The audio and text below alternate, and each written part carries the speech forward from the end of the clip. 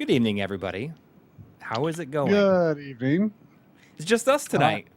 It's been a while since we had one of Yeah, on our own. I am presently working on some little effect in the video. There we go.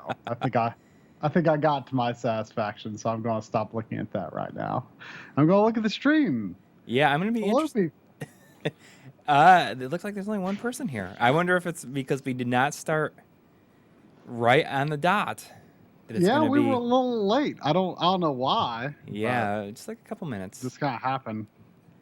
Let me tell you, I'm tired.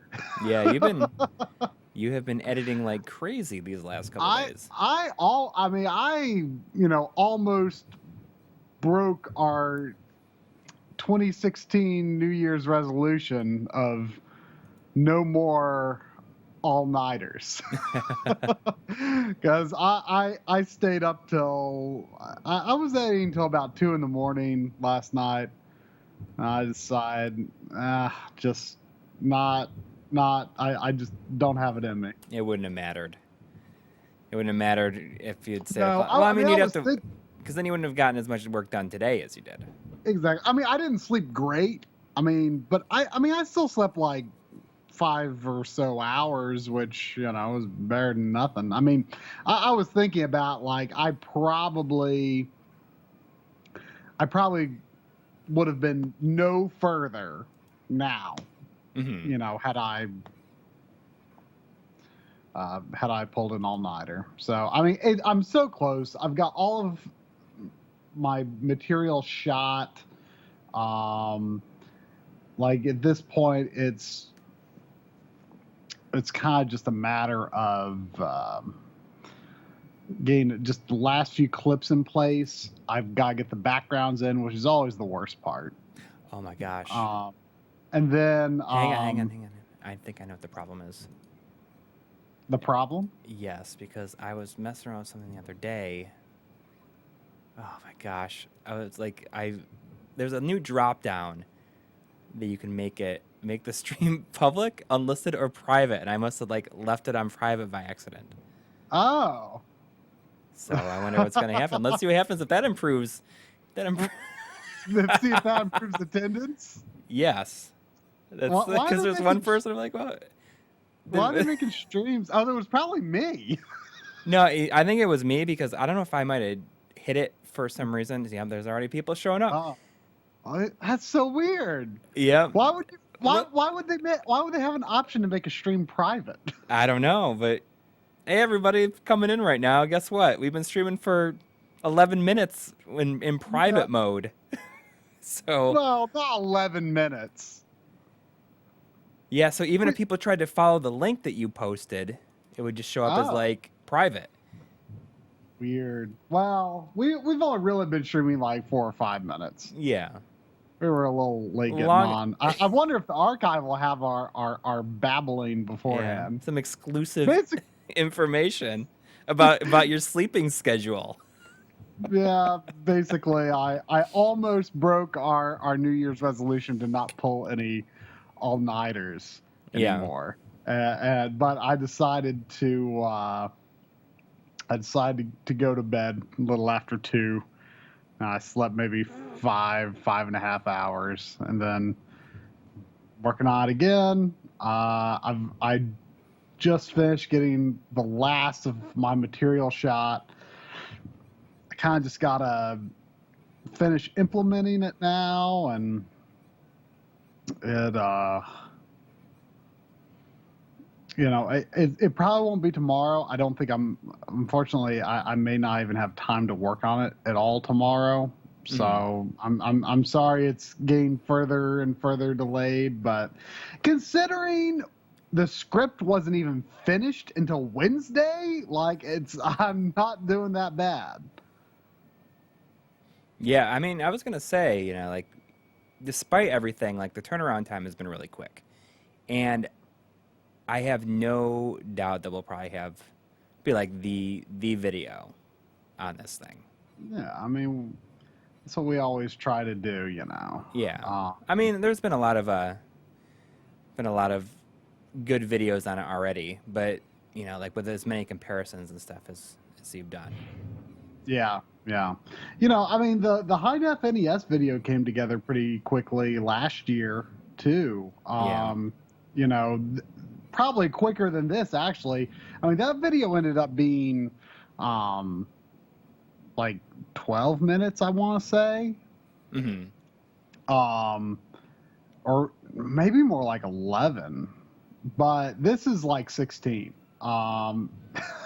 We just can't make videos as short as we used to. Yeah. And I think it is I think it's just we've got so many more things to compare to now, and right, and we've learned so much, and we feel just over time, and we always feel like here's something this is an important point we need to hit on, like for example, I spent quite a bit of time in this talking about non-integer scaling, and which was a big topic in the high def NES video. But now I gotta compare how that does to the high def NES. right. And as time goes on, it'll get more and more complex because and so many another, NES versions of the NES are going to be available.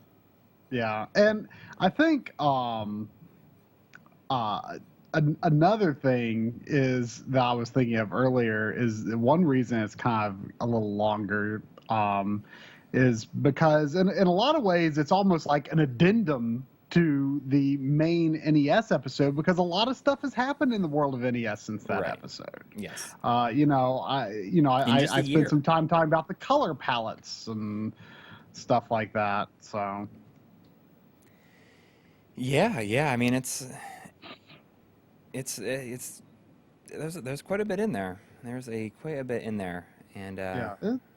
I mean, I feel good about it. I mean, I think it's a good video, but it's definitely taking a little bit more work still. Yeah. Originally, we were supposed to have Brian from Retro USB joining us tonight.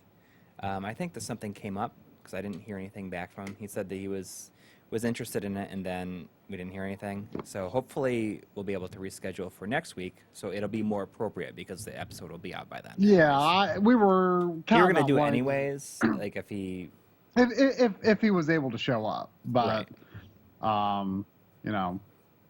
we'll definitely stream the AVS next Sunday regardless. And as for when the episode will release, I don't think we're going to like hold it for like next Friday or anything like that. No. We're just going to release it when it's done. Yeah, probably Wednesday morning. We're just gonna put it out. That's my current guess, is probably Wednesday morning. Right, and I mean, I think that when we miss like our target weekend release date, we'll just release it as soon as it's done.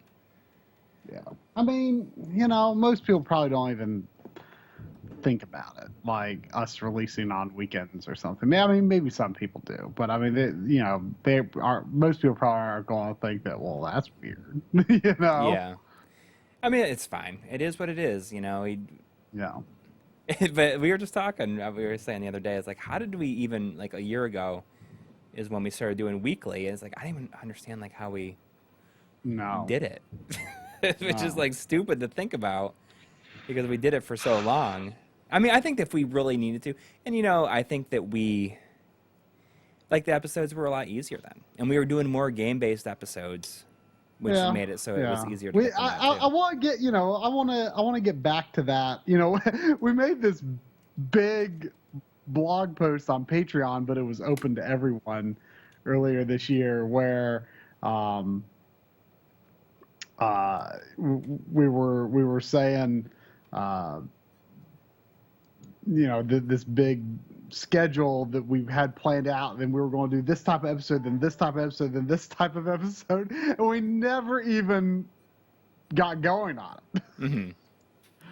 Yeah, I mean, we've kind of just released what we've released when we've released it, which is okay, but I guess kind of had hoped to get on a schedule like that, and I still feel like that would be like an ideal schedule if we could make it work. Yeah, I think that we can, but we just haven't got to that point yet. Right.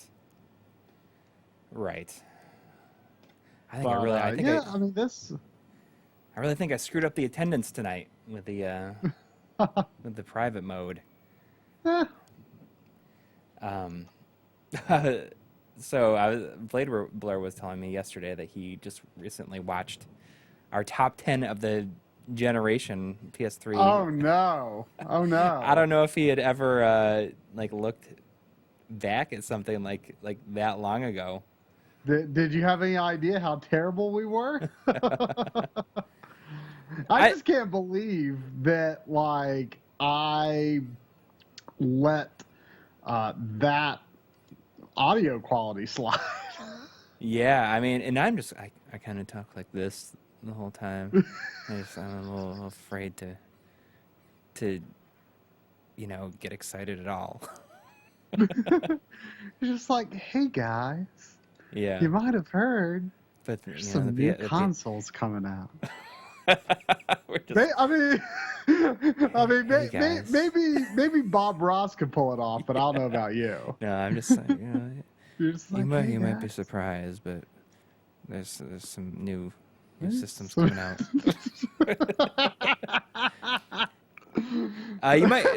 You might hear some loud explosions behind me. That's because there is a large event in my area called Riverfest, on the Ohio River.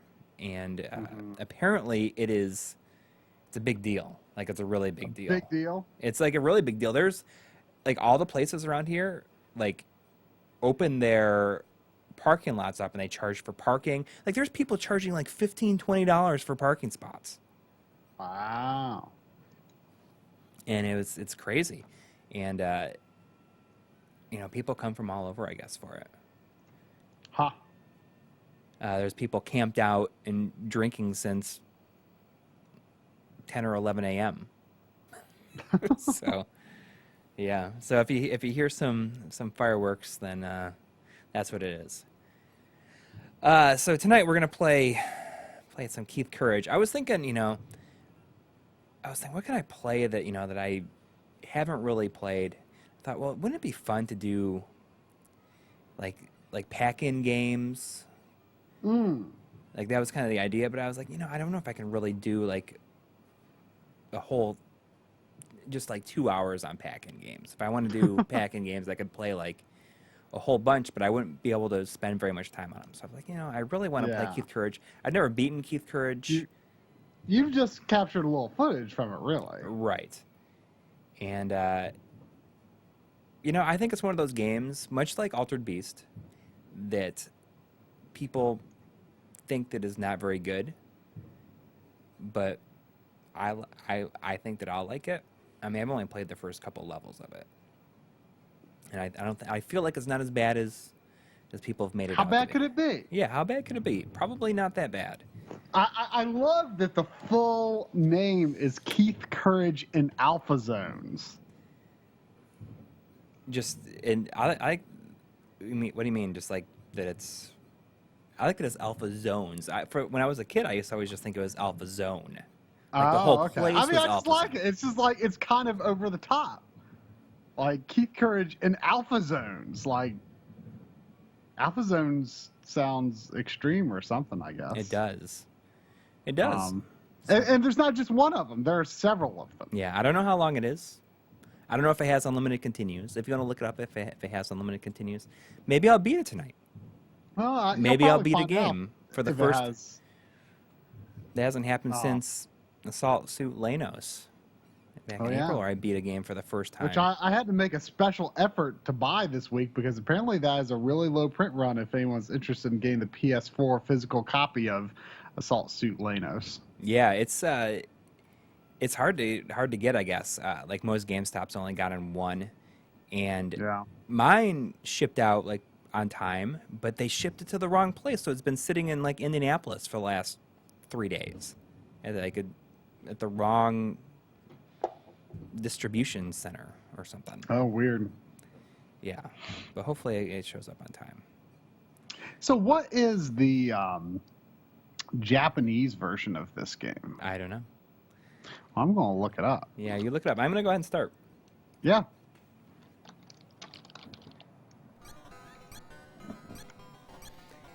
And I see, like Blade Blur did a video. He said he did a video, and I've seen it. He did a video on this game a year ago, like exactly a year ago. And he said, "Did you do?" Oh, whoa. Okay, so it was released in Japan under the title Mashin Ayuden Wataru, which I probably said horribly. Jimmy Hoppa would be so sad. Which is adapted from the anime television series of the same name, Spirit Hero Wataru. So this is an anime adaptation. Interesting. Yeah, they really westernized it by calling the guy Keith Courage. Oh, here's the story. I assume this is exclusively the American story. This is from Wikipedia. The player controls Keith Courage. Struck by a giant meteor, the world in the game has been invaded by creatures from another planet. Burrowing deep within the Earth's surface, the planet of bad, beastly alien dudes seeks to take over the world. Know what? Now that I'm reading this, I just realized I saw Blade Blur's video too. Yeah. I remember this. Because didn't he like bang his head against the wall or something as he was reading this? I don't know. This doesn't make me want to bang my head against the wall. This kind of just makes me want to play because I love stuff like that. Yeah, it's like such a late 80s As a thing. member of NICE, Nations of International Citizens for Earth, Keith's mission is to defeat bad and bring peace to the world. Armed with a sword, Keith must first defeat the outpost guards, then the underworld. Here, Keith activates the awesome Nova suit. That's what I just. I just guess I'm getting into activated it. spoiler territory, so I better not read any farther. But you are part of NICE, and you are fighting against bad. I always love the Oh, look of God. those enemies. They're like giant revolvers. They're like guns for heads.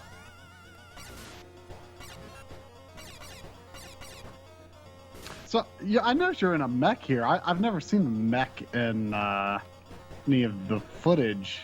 Whoa! I'm just noticing you're fighting giant revolver guys. That's what I said. I know. I was engrossed in the Wikipedia story. So I noticed that you're controlling this mech suit, and all the footage that you've given me before, I think, Because always the guy is Keith just himself. the little dude. So this stuff is like completely new to you? See, I think this seems like Yeah. exactly the kind of game that you would like. Seems like something you'd like. Probably. I like platforms. I would consider myself a platformer guy.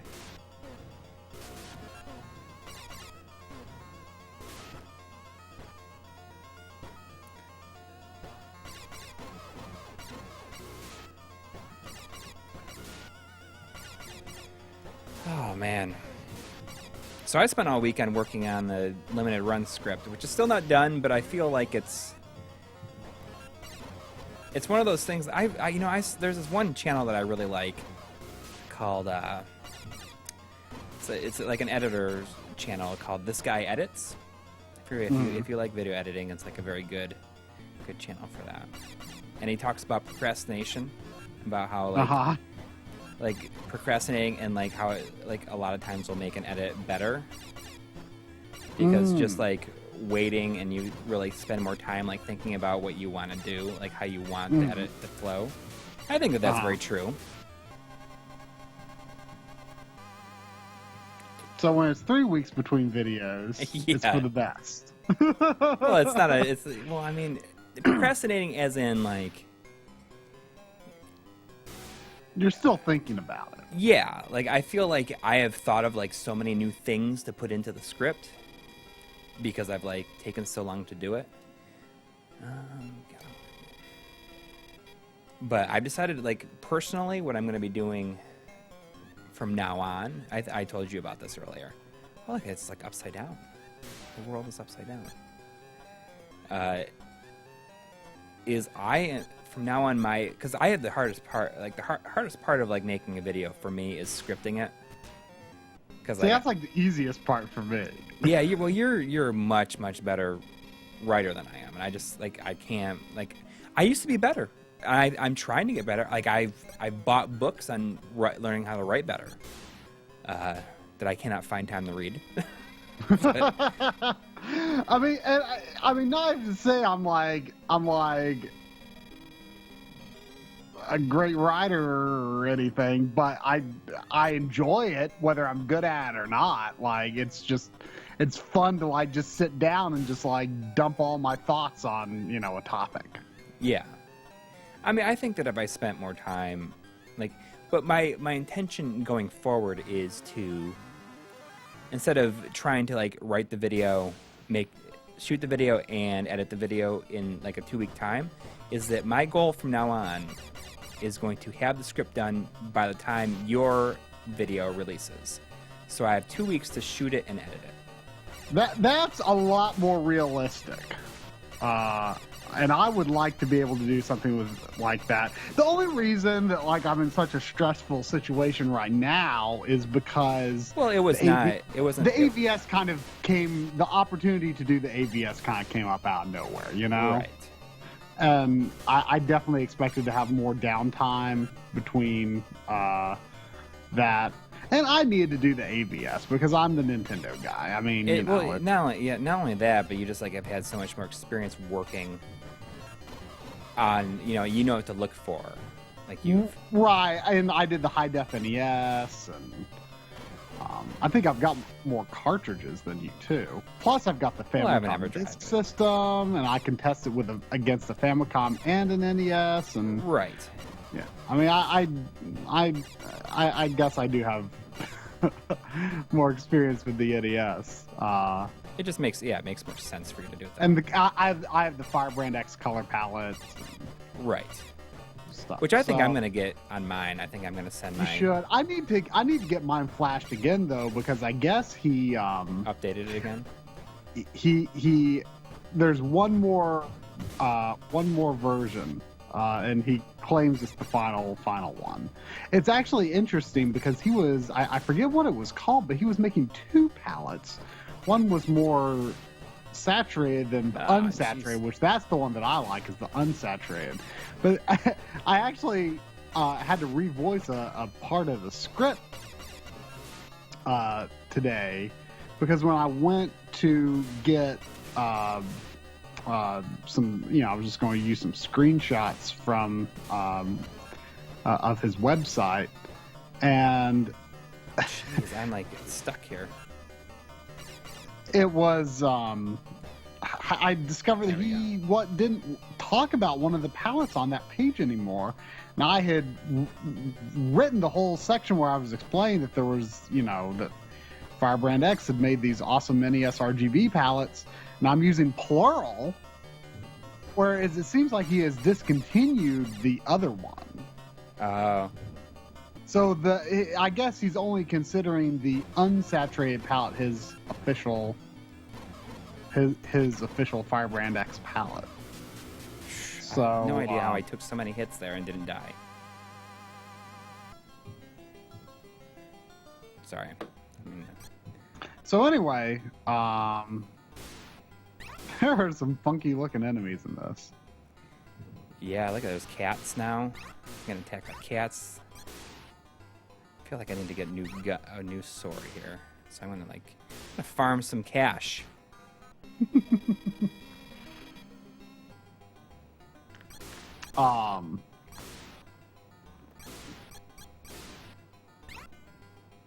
Sorry, now you've lost what were we talking about? What were we talking about? Hang on, I was just. Probably had something to do with he had discontinued a palette.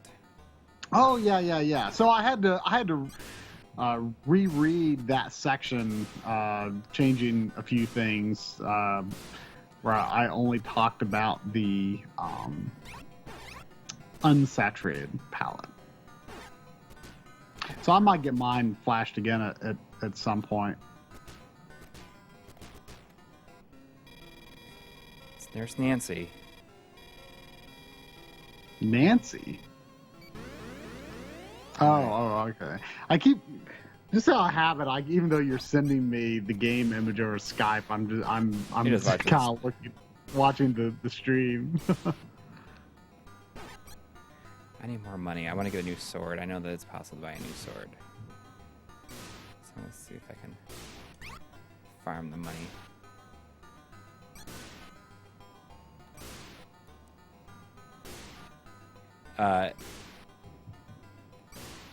But yeah, I mean, it just makes more sense for you to do the Nintendo stuff, because I mean, I would do it if maybe I'll end up doing like the NES Mini or something. Oh, I think you should, because you're the one that's planning to buy it. I'm not even sure if I'm going to buy it. Like, I kind of want it just because it looks cool, but, like, the games that are in it that I don't have, I don't have those games for a reason. I don't really want them. Yeah. So somebody asking how we send the game image over Skype. It's just because I have 2 capture cards. Coury has a stupid setup. Yeah, it's like it's silly, but I have 2 capture cards in my system, so I can try a lower res one.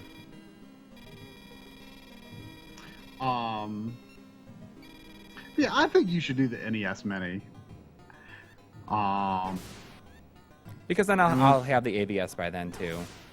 Yeah, so you can compare it to the AVS. Unfortunately, for comparing to high def NES, most of it will have to kind of go back to our original files. Though Bob I guess he has a high def NES again now, so he can probably get us a few extra comparison shots if we really needed some.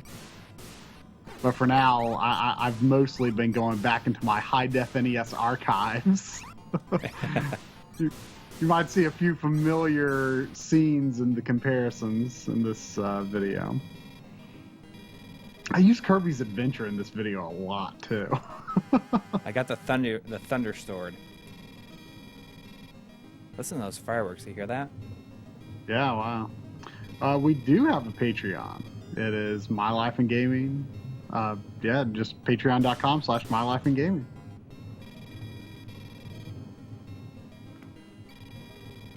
It helps a lot.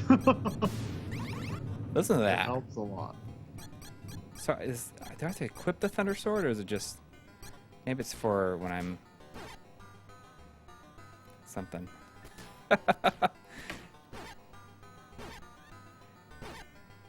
See, this is kind of dumb. It's like a whole yeah, I have to take damage here. You can't avoid. Oh, That's kind of it's kind of like that part in Castlevania 2, except I think there is a way to avoid that. I just forget because it's been so long.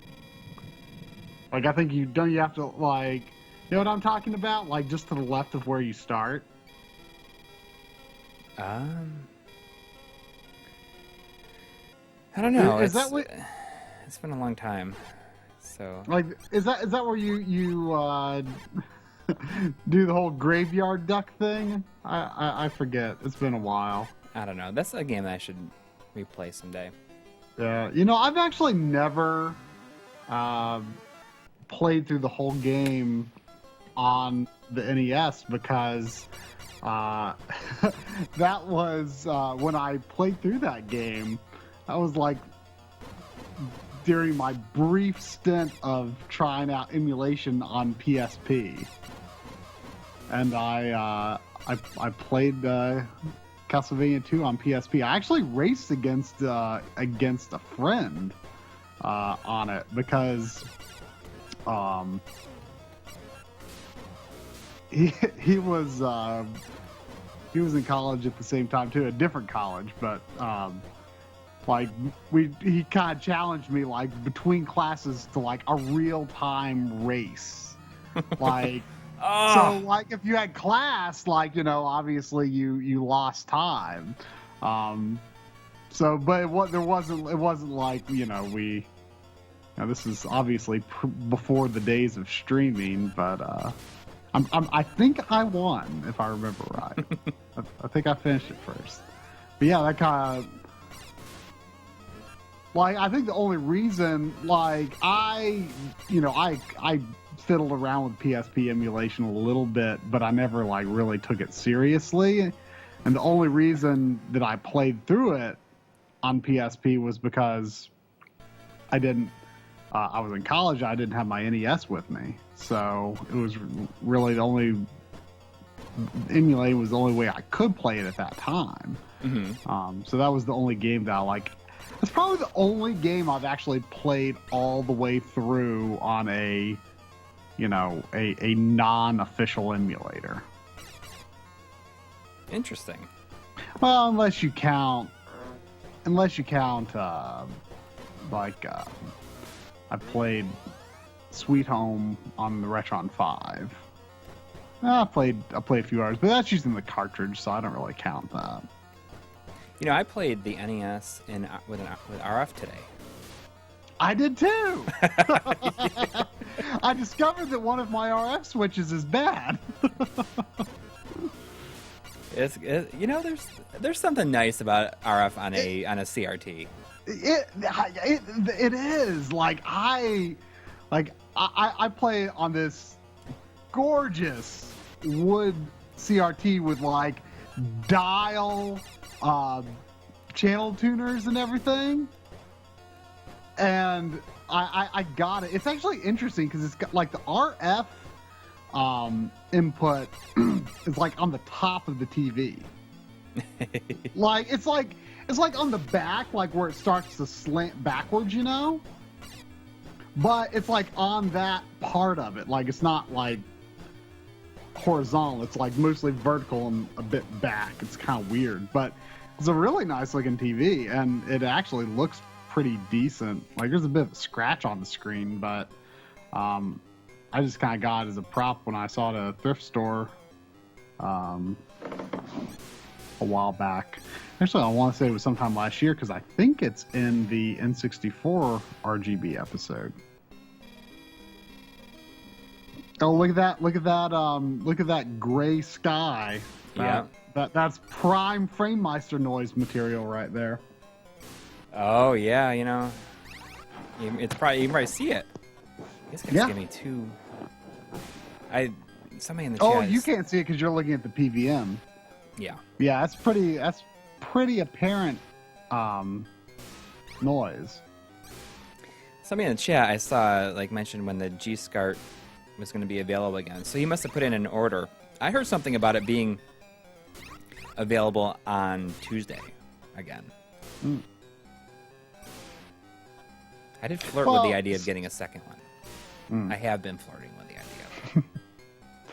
Solid Unit asks, how's Retron 5 not emulation? Oh, it is emulation, absolutely. I'm just saying, in terms of, I guess the distinction I should make more is using a downloaded, unofficially downloaded ROM.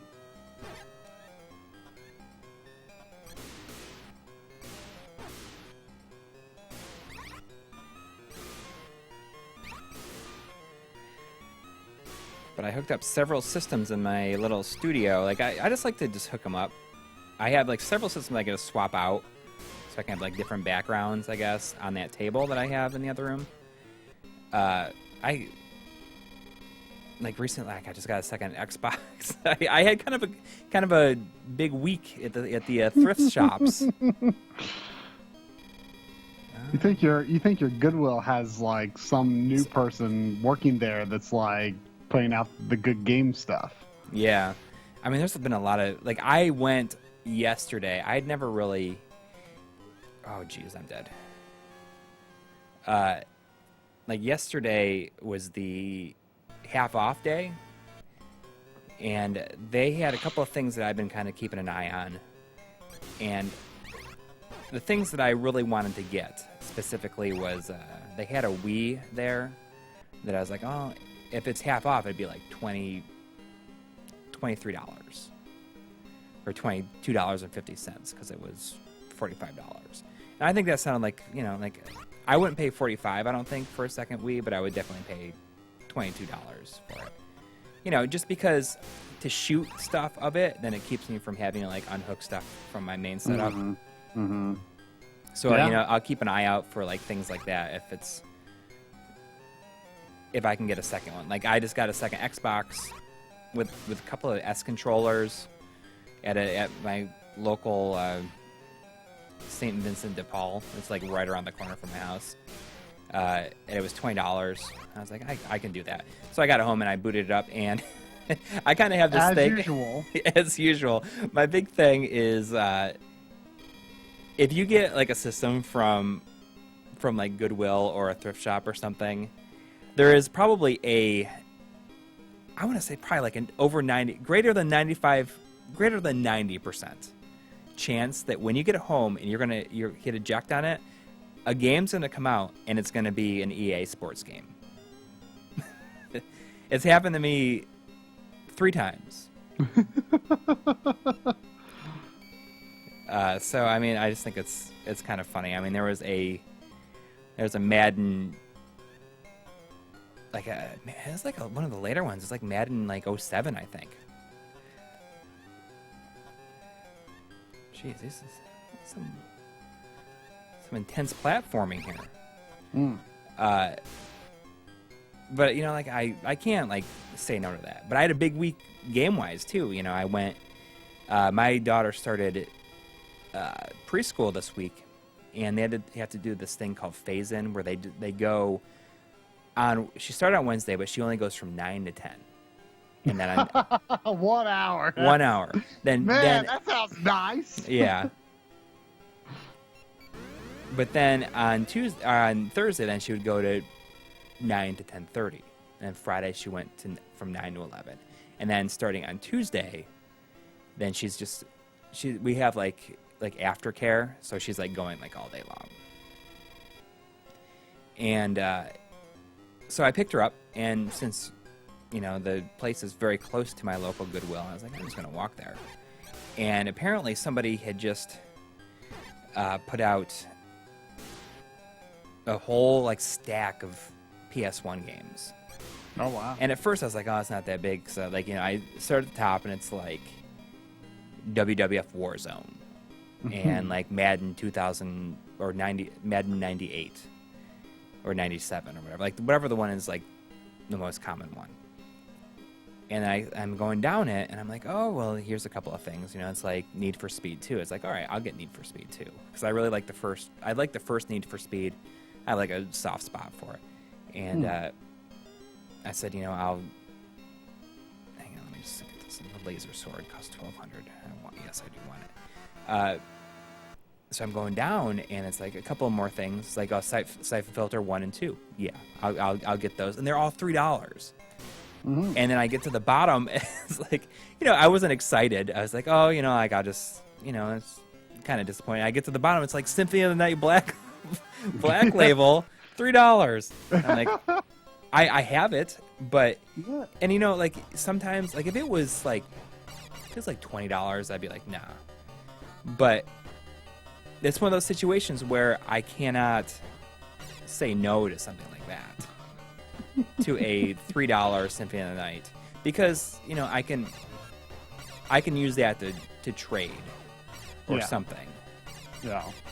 You know, like I got that, and you know, it's like another one with $3 that I had already was Spider-Man, the Neversoft Spider-Man game, the first one, which is like a $20 game. Right? Yeah, I mean that one still has like the top. Like you know in the CD games, like get like the long, like the thing that goes over the top of them, or along the top of the case. Oh, the little lights. Like the white thing. The little sticker thing. Yes. You know, like that was still like on it. I got something recently that's that had like, it wasn't on, but it had like that thing like stuck inside the case. Really? Well, you know, yeah, I think it was one of the Resident Evil games I picked up. Well, speaking of, that's speaking right. of, you know, like I had both my kids with me, so I was like, you know, like I bought a whole stack of stuff, and I also got a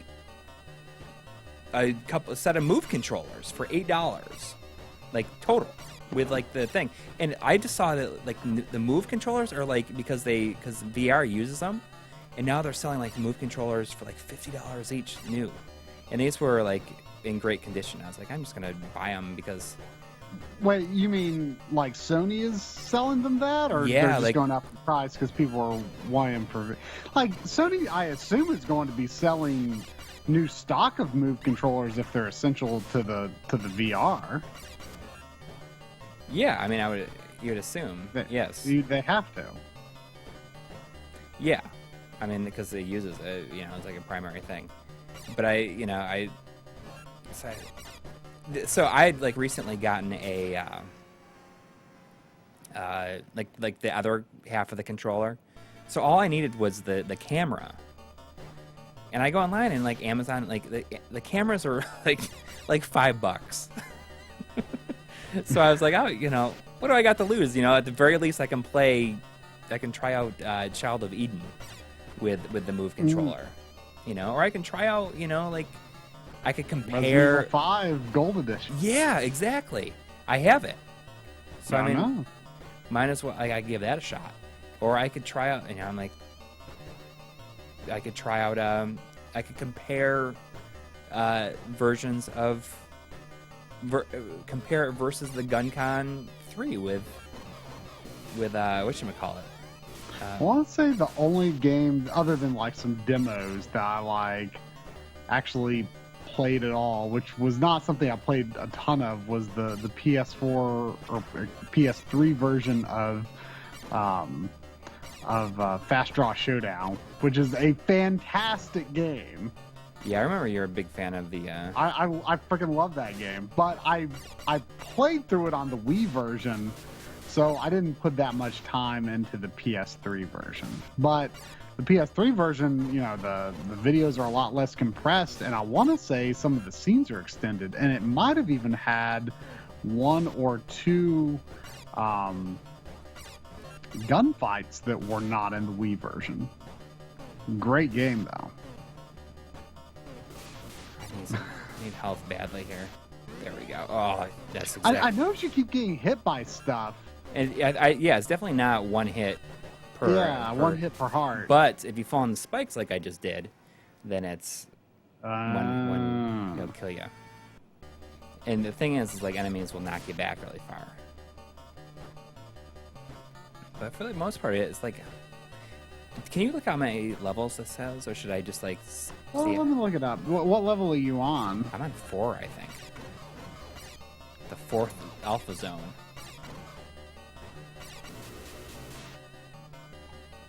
The alpha zone is when you're in the mech thing? I don't know. I'm just just being silly. But anyways, like because I had my kids with me, I was like, I was going to the gym. Like later on at night, like I've been going to the gym like after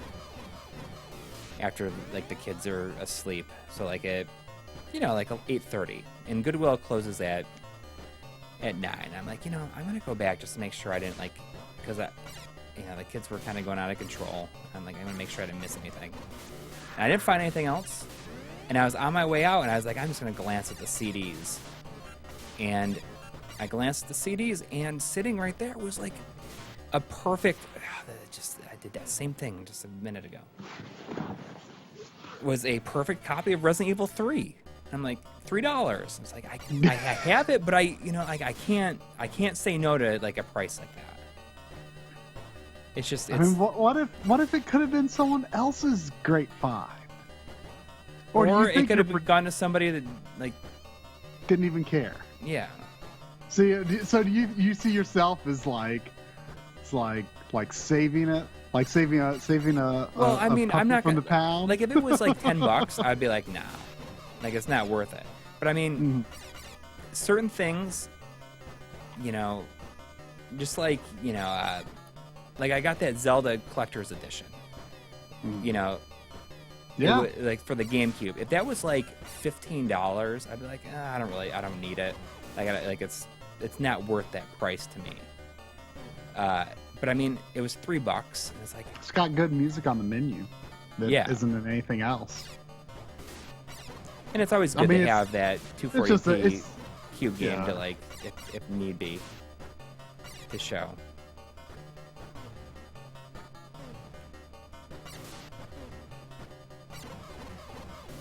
Give me some hearts. Blade Blur was saying that something about the Retro C Rampage reprint has like 150 left. Yeah, already it's got the original print. I don't know. Which I think I'm gonna open. Kind of, I kind of want that game, but from what I played the demo, which was a fairly substantial demo, it just wasn't quite doing it for me. So the first is divided up into overworld and underworld. So rock zone, overworld, and then rock zone, underworld, then reverse zone, fire zone, toxic zone. Are you in the fire zone or the toxic zone? I think I'm in the fire zone. So the fire zone is the third. And then maybe not. I think I might be in the toxic. So it's rock, reverse, fire, toxic, glacier, magic, and then robo. So there's what 1, 2, 3, 4, 5, 6. Only seven alpha zones.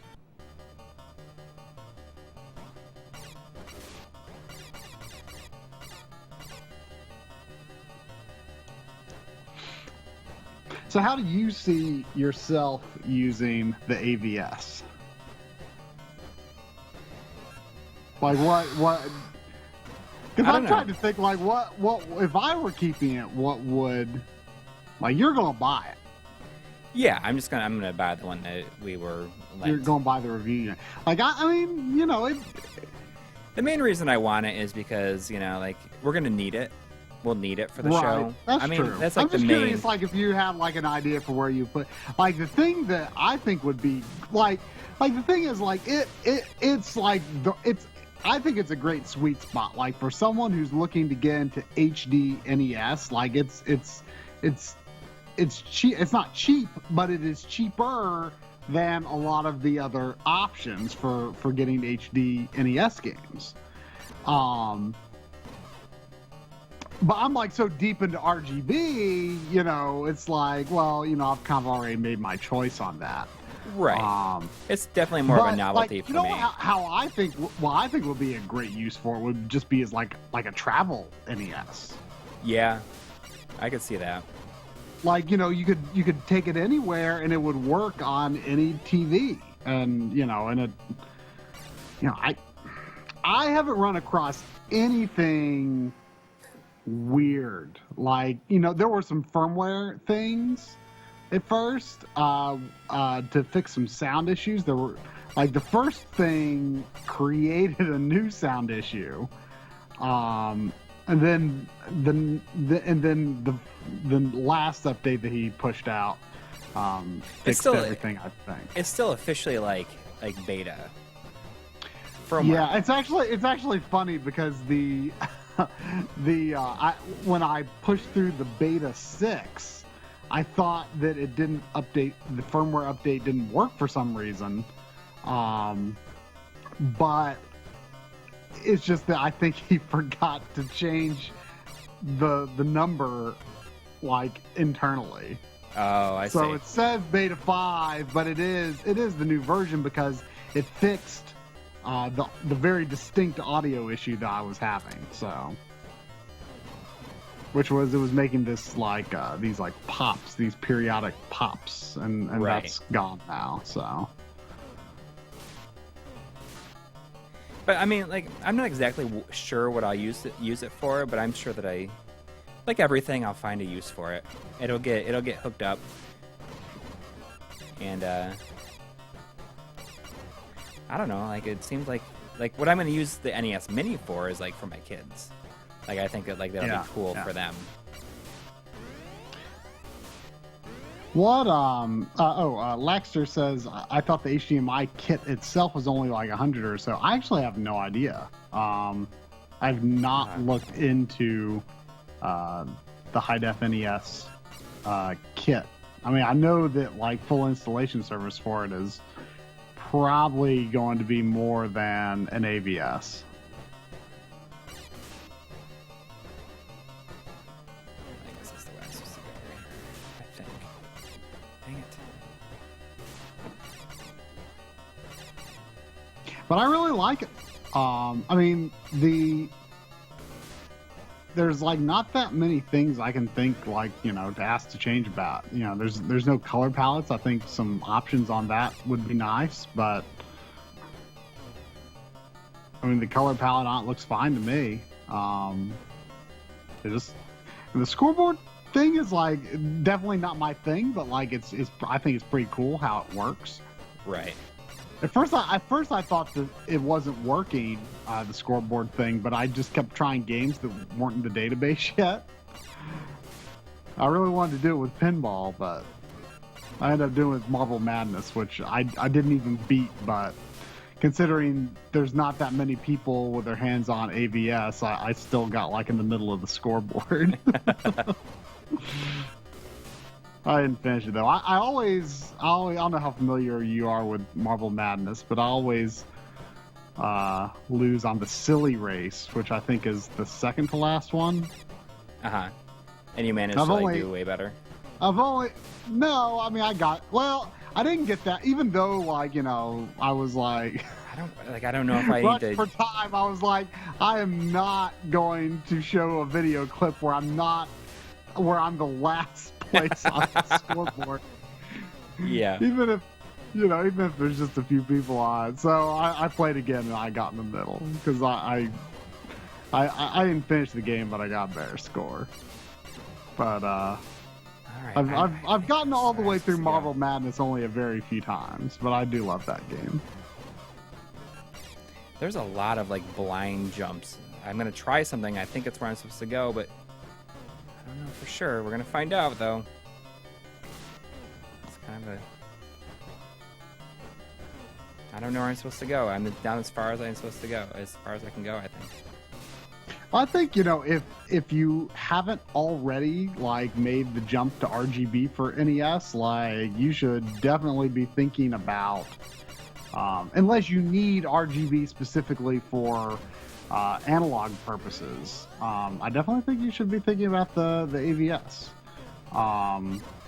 What's interesting is, you know, as we kind of explained in the high def NES episode, you know, non-integer aspect ratios, which, you know, NES is, you know, correct NES aspect ratio is, you know, a non-integer scale, which can cause a bit of a problem.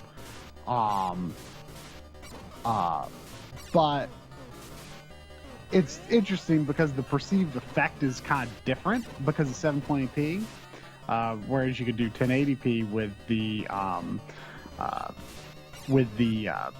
high def NES. But I would say in general, I notice it less on the... to go right there. I think that's on the AVS, but I notice it with different games. Like I don't notice it in Contra, but like it looks really bad in Rescue Rangers.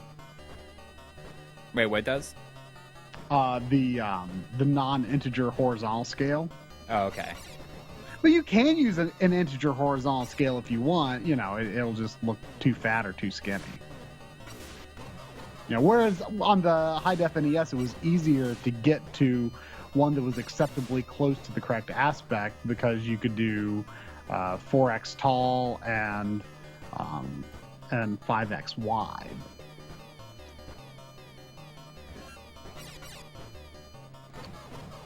So if you notice these guys, if you can see them, the guys with the guns on their head, the revolvers, you notice that they also have like really cool futuristic looking sunglasses on, like a visor.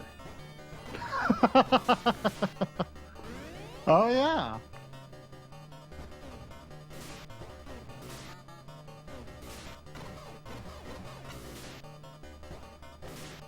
Like their most of their body is their face. Yeah.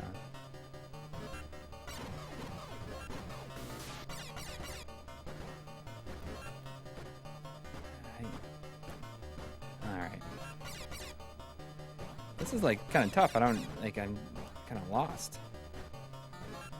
I think That is a good point. I do wonder if there could be, you know, we could get other systems in the future that, you know, it's one FPGA that, you know, can instantly transform itself into any number of consoles. I mean, considering this is like kind of the first widely available system of its kind. I mean, there have been things that have done this, but they've been more sort of targeted at, you know, hackers and tweakers, you know, who want to do it themselves. Right there.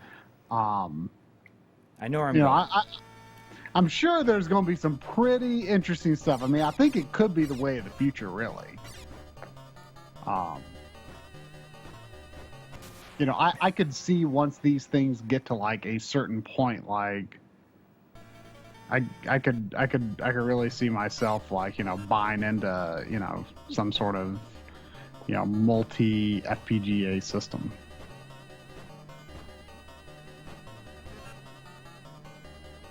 Yeah, I mean, it's, You know, I've seen some people, not here, but I've seen people here and there say that, you know, they don't like the look of the AVS, but I think it looks really cool. Yeah, like they don't like. I think a lot of people don't like the trapezoid. Yeah, I gotta understand that. I don't know. In person, it looks kind of cool. Like if you're looking at it from above, it looks kind of weird.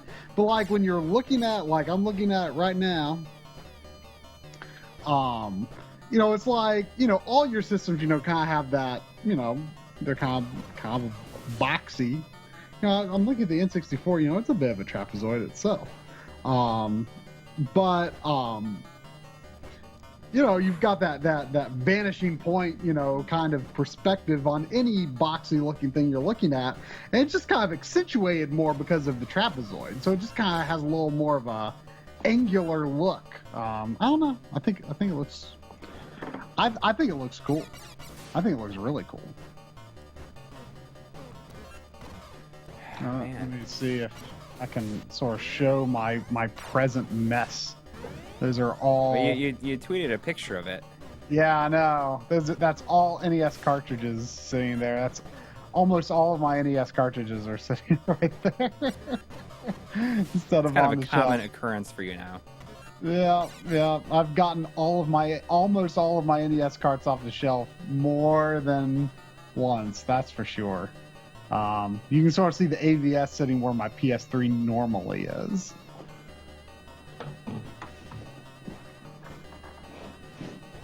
This is like rough. I don't know where the bottom drops out.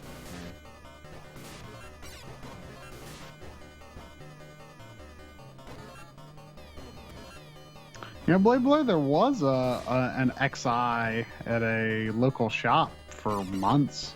It's not there anymore, though. Man, I don't know where I'm supposed to go in this level. These levels all like look the same. Yeah. Like no matter what alpha zone you're in. Right. Well, The mech levels have like the same graphics. Yeah. Not enough graphics.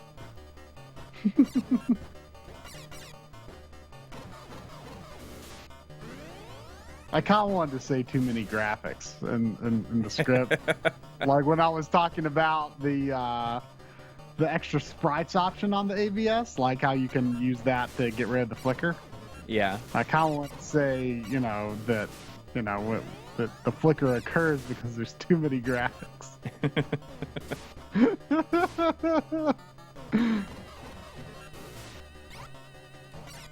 Instead, I say there's too dang many sprites. Well,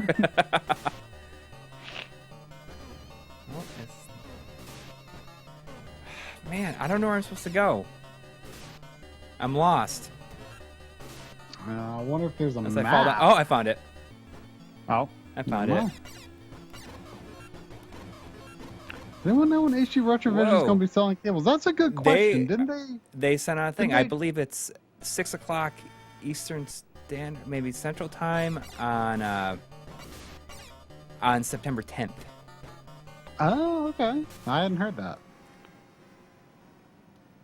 Yeah, and I think that you could. It's like a limit of 2 or something like that. All right, now that I know where I'm going, I'm not afraid. But now I need to get my health back.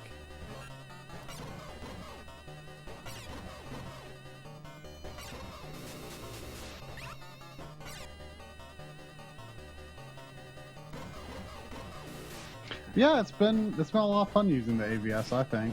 I feel it's funny because they have their own wireless controller that's not available yet. But, you can already use the analog NT 8-bit do wireless receiver with it. With the AVS, you can. Oh yeah.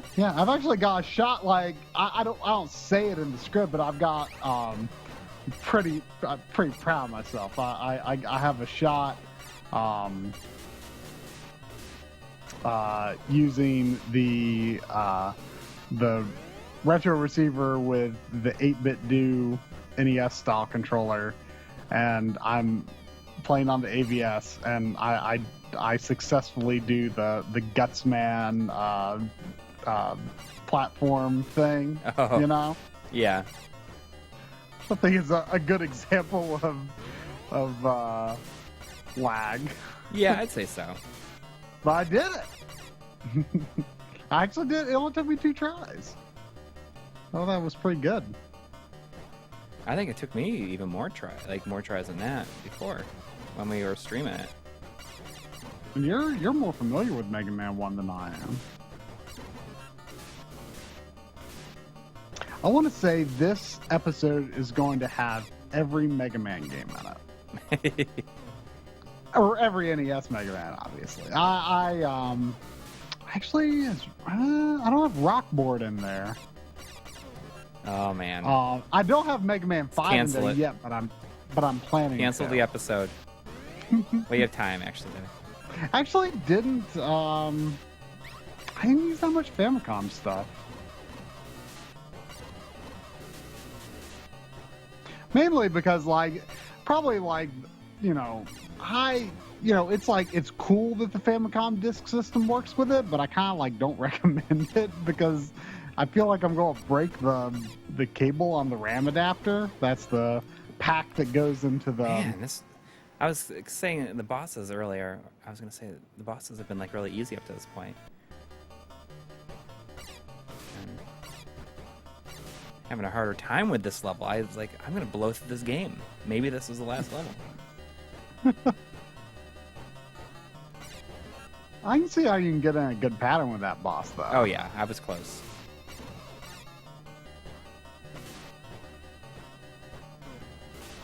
Yeah, I was close. Oh, this episode actually has 55 minutes, or excuse me, an entire 55 seconds where the only game you see is Contra. Because that's a really the first level is a really good integer scaling demonstration. It's like the precise speed that you move at in Contra really shows the shimmer effect very clearly in 1080p, and so there's kind of a big recap of that, and also kind of a follow-up. This is why I say in some ways this episode is almost a follow-up to the NES episode, and it's almost a follow-up to the high-def NES episode, because we say, well, in the time since that we covered it, the interpolation feature has been fixed, which I don't think looks very good, but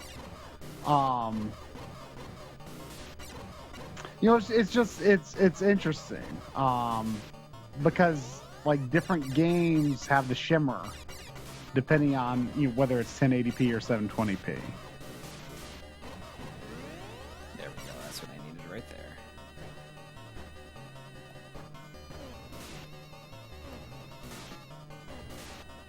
So now that I got full health, I can take this boss down.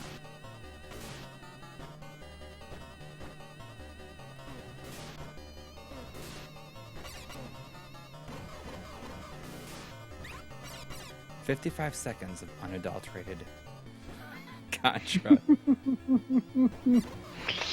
Yep. It's a lot of Contra. Well, I mean, I probably would have come up with some other examples. But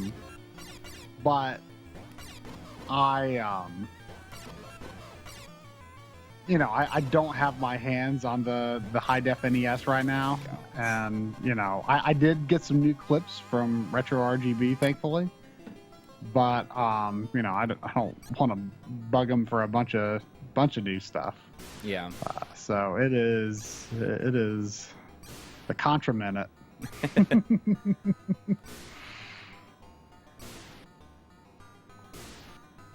I gotta farm some money here.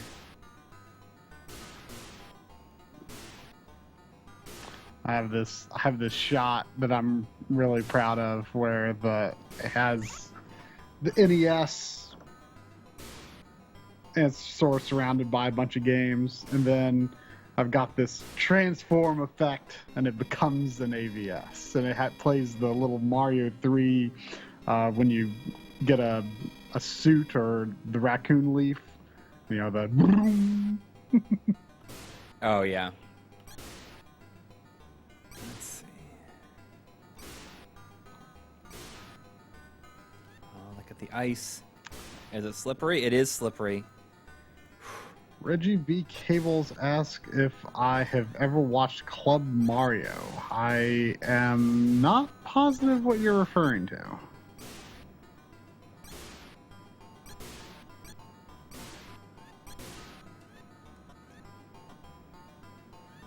Oh, unfortunately, Austin, I cannot test Karnov on the AVS. Yeah, there's no Karnov in this episode. There is no Karnov I feel like it's gonna be something that you gotta look for, just to have it, because you never know. You never know when you might need it. Well, I want, like, maybe not every RGB episode, but I want Karnov loses to be like something that we make a conscious effort to try to work into as many episodes as possible. Yeah. I need this jewel sword, so I need to.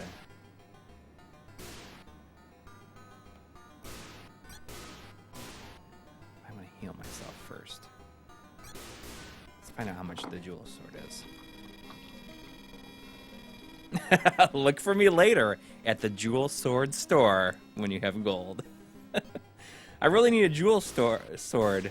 I'm gonna go down to the jewel sword store. The place that specializes in only jewel swords. Hey, look for me later at the jewel sword store. I'll be there. I work there. So apparently during the summer of 1990, Club Mario replaced the Mario Brothers live-action segments on the Super Mario Brothers Super Show. This featured extreme Mario-obsessed teenagers goofing around. Wait, Mario and Luigi as teenagers? I don't know. No, they're just extreme Mario. They are extreme, 90s Mario-obsessed teenagers. Oh. It looks like there's only... If this is a jewel sword store, I'm gonna die. It's like, look for me later. No, I'm a wise wizard. So yeah, I have not caught those particular episodes of the Super Mario Brothers Super Show.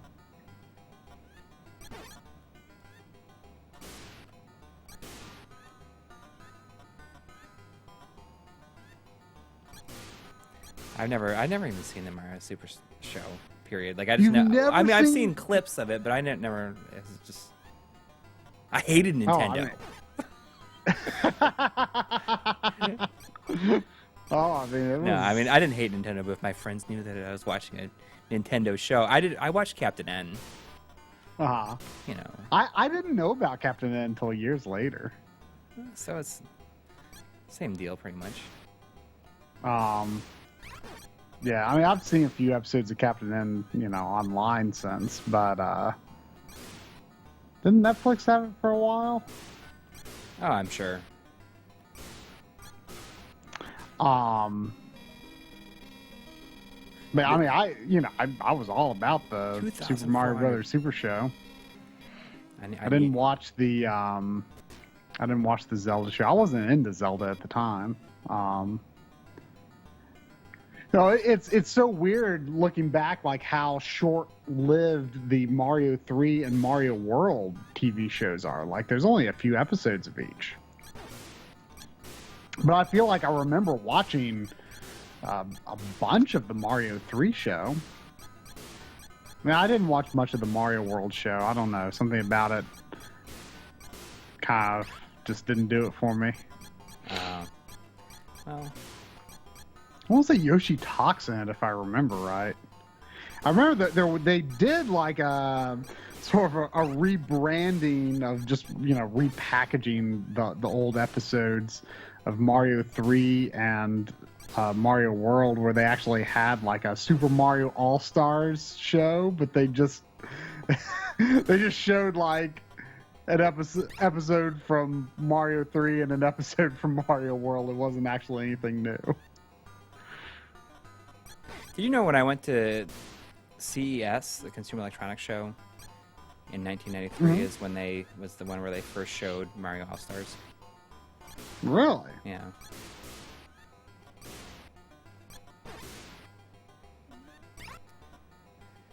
I was originally gonna do. I don't have any videotapes of it. There's a pretty good like videotape of the show of the CES show floor. Ooh, there's some money right there. Give me lots of money. Someone like shot like a videotape. Sorry, I gotta farm some stuff. I just don't want to be a sword behind here. It's just that for some reason. Oh, there's a gold. Oh, that's what I needed.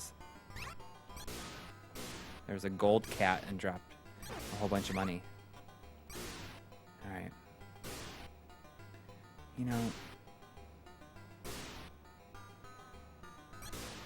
of course you gotta farm money in a game like this.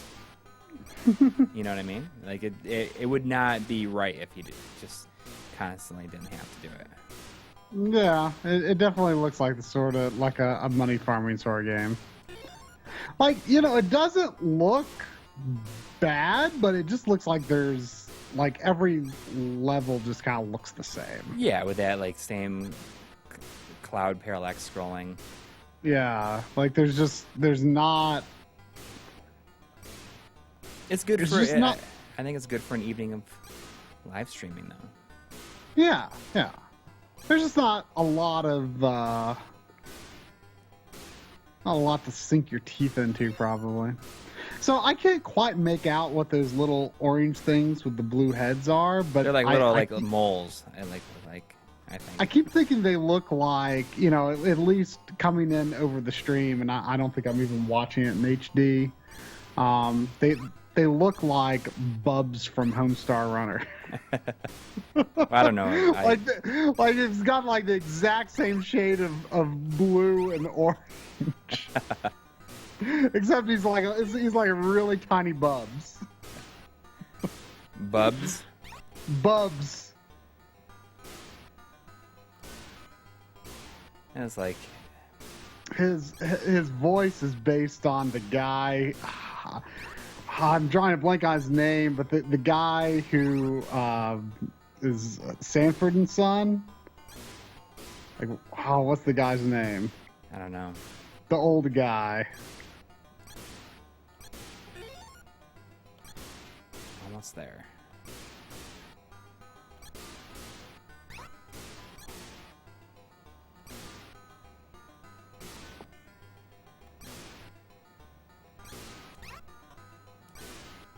I gotta be real close here.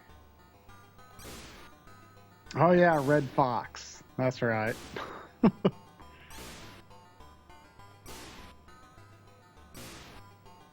go. That's what we needed.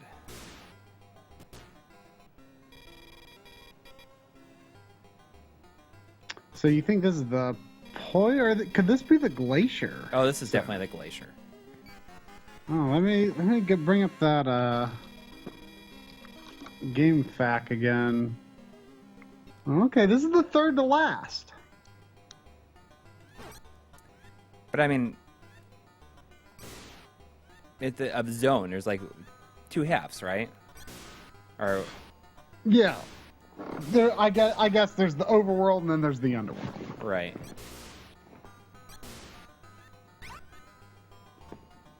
I do know that if I come pretty close, I'm just gonna keep on trying until even if I do it off stream. I've never been a TurboGrafx-16 game. Never? I don't think so. Oh, look how long the jewel sword is. It's huge. So you've done like you've beaten like PC Engine games. I don't know. I mean, I'm just surprised you've had the system for a while. All right. Well, half these levels right here is just like you can't see down far enough, so it's just kind of becomes like trial and error. Find out where you're not supposed to go.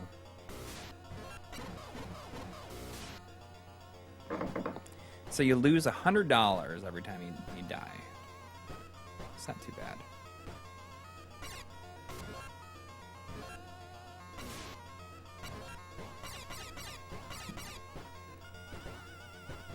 Oh, jeez, here we go. Okay.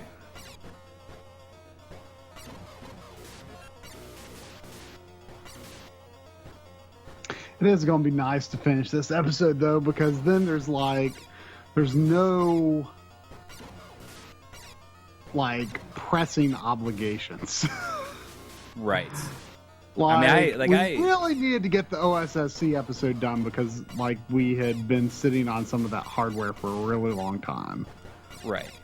And well, the limited run is like for me, it's like a big deal. I mean, yeah, of course, you've got a few that you kind of need to get done. Yeah, but it's gonna be limited run, then EverDrive, and then Geometry. Yeah, a friend of mine just introduced me to not introduced me, but put me in contact with, and nothing's come of it yet. But so he found out from me and my friend Joey said, found this place is local that like repairs CRTs. Like they are like, oh jeez, I thought I was gonna die right there. They full on just repair them. So I'm almost tempted to like, I'm gonna bring my one in to them that's like it doesn't work really that well. Yeah. And if I can fix that, if they fix that, then I'm gonna have them recap my 20L5. Speaking of 20L5. Oh yeah. I guess I'm buying one. Yeah. Yeah. It sort of feels silly. it won't once you see that beautiful 40p. Yeah. I mean, it feels like something I shouldn't do, especially so soon after we did our little warehouse run. But yeah. The money's tight, but I just bought a car. I didn't want to have to, but I mean, the truth is that cars get old. Yeah. You've had that car since like 1998 or something? No. It was a 98. I couldn't drive in 98. Oh, right. I could. Could I? No. No, I was 14. Yeah. I was close though. I was close, but no, it's a 98, but I had it since 2003. And, you cannot change your direction at all in the air, which makes it kind of tough. I mean, it looks to me like there's no bottomless pits. There's just spikes that you can land on. Yeah. Oh, there we go. That's the stuff. Let's see if I can...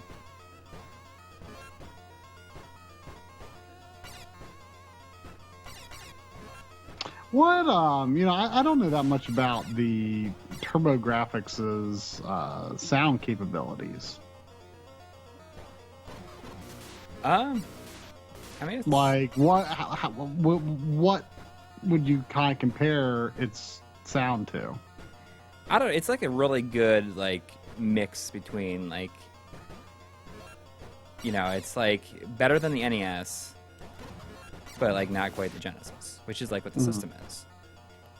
Right. I want to say, isn't it like actually like kind of like part 8-bit? Like I don't know. Yeah. Maybe, is the processor maybe the processor's 8-bit, but the graphics are there's a 6? shortcut right at the beginning here. Because you said that thing about the bottomless pit. I'm like, I'm just gonna try. It's a bottomless pit right at the beginning of the level. So let's see what happens if I just drop down to it. And it's like a shortcut. Oh, yeah. I mean, it seems to me like as long as you don't land on spikes, you can just keep going down. Yeah.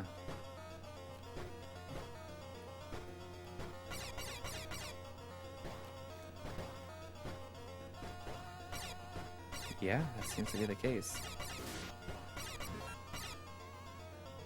Super Derek thinks that it has 2 processors, both 8-bit. That'd be kind of funny if that's how they, if that's what they call 16-bit. Not that I know that much about, How processing. Yeah, how bits work and what the tangible result of that is. I mean, the tangible result is, better games, more complex calculations are possible, etc. But from what that means from an actual programming perspective, can't say I am qualified to speak much to that. Okay, apparently one processor is 16 and one is 8. Okay. I learned, I want to say it was in that episode that Ben Heck did on the Nintendo PlayStation. Yeah. Where he compared the Turbo CD and the Genesis and what the Nintendo PlayStation overall sum of power would be. How it would how its capabilities should have in theory compared to its contemporary CD-based consoles. And something I didn't know, apparently the Super Nintendo has like a really slow processor. Like, oh, I knew that. Yeah, I didn't know that. Apparently That's it's like a big deal. That's why like all the games had slowdown, all the shooters. Had slowdown, yeah, like Gradius 3. Like that was like a big. I didn't know that. Like I did not know that. Interesting. I thought, the Genesis like processor kind of blew it away. Yeah. But the NES or Super Nintendo, has obviously. I mean, the reason I knew that is significantly because greater graphics capabilities. Well, you knew it because you wanted ammunition. Well, no, it wasn't just that. It was the fact that like I read like a lot of that's right. non-Nintendo biased magazines too. Yeah, I mean, I read other magazines, but I'd never like subscribed or like read them in depth. Like I didn't really read a lot of magazines until late '96 when I got Nintendo Power. So I mean, I only played Nintendo. Like I just come on. At the time, I just didn't really have a lot of interest in other stuff. You see that? No, not yet. Or I missed it on the Skype. I'm going to watch for it. It's like I spent all this time. Oh, that's rough. Oh.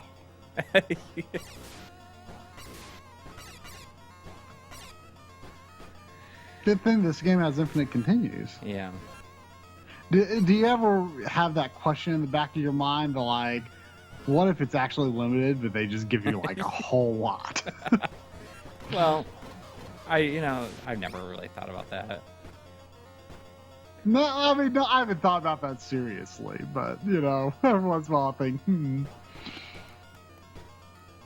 trying to think. I mean, there's like some games where like they functionally have infinite continues, but you have to do like something really mundane, like Bionic Commando, for example. Right. Like, it doesn't have infinite continues, but it's like super easy to get more continues. You just gotta like be careful. I want to say maybe Wampum had something to that effect. Maybe not. Okay, so I'm going boom, boom, boom.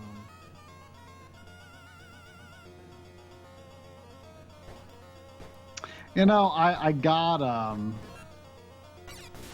Wizards and Warriors again the other week because, you know, I used to own it. I beat it. Didn't like it that much, but I was kind of in that phase where, you know, if a game wasn't really that good, then, you know, I'd sell it. And, Come on! Yeah. How was I supposed to know? That's so stupid. That is so stupid. Can you not, like, jump to, like, force the screen to, like, peek down a bit? Well, if it's really far down there, like that was really just really far down.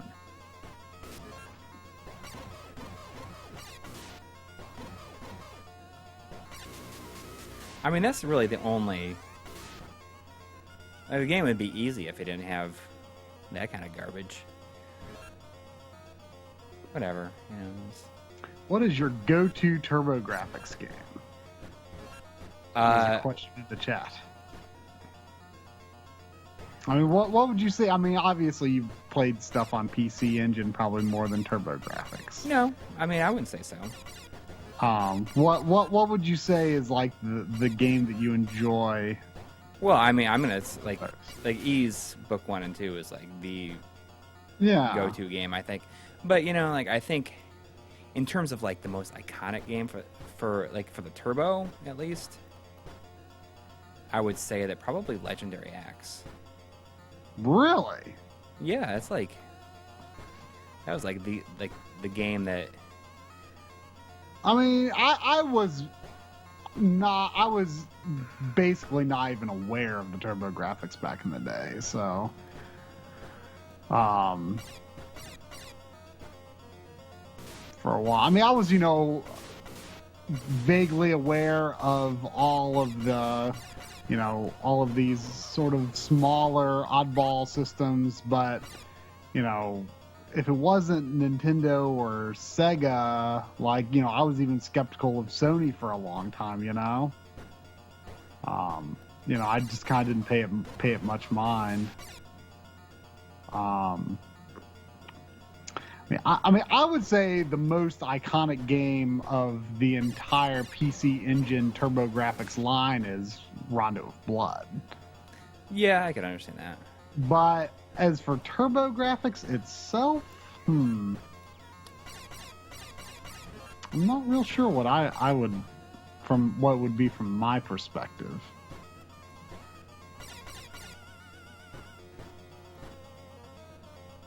I think next time you do a Turbo stream, you need to play JJ and Jeff. I was pretty happy with how much screen time JJ and Jeff got on the Freemeister Alternatives. Of the Freemeister Alternatives. Boss time. That turned out to be a good example.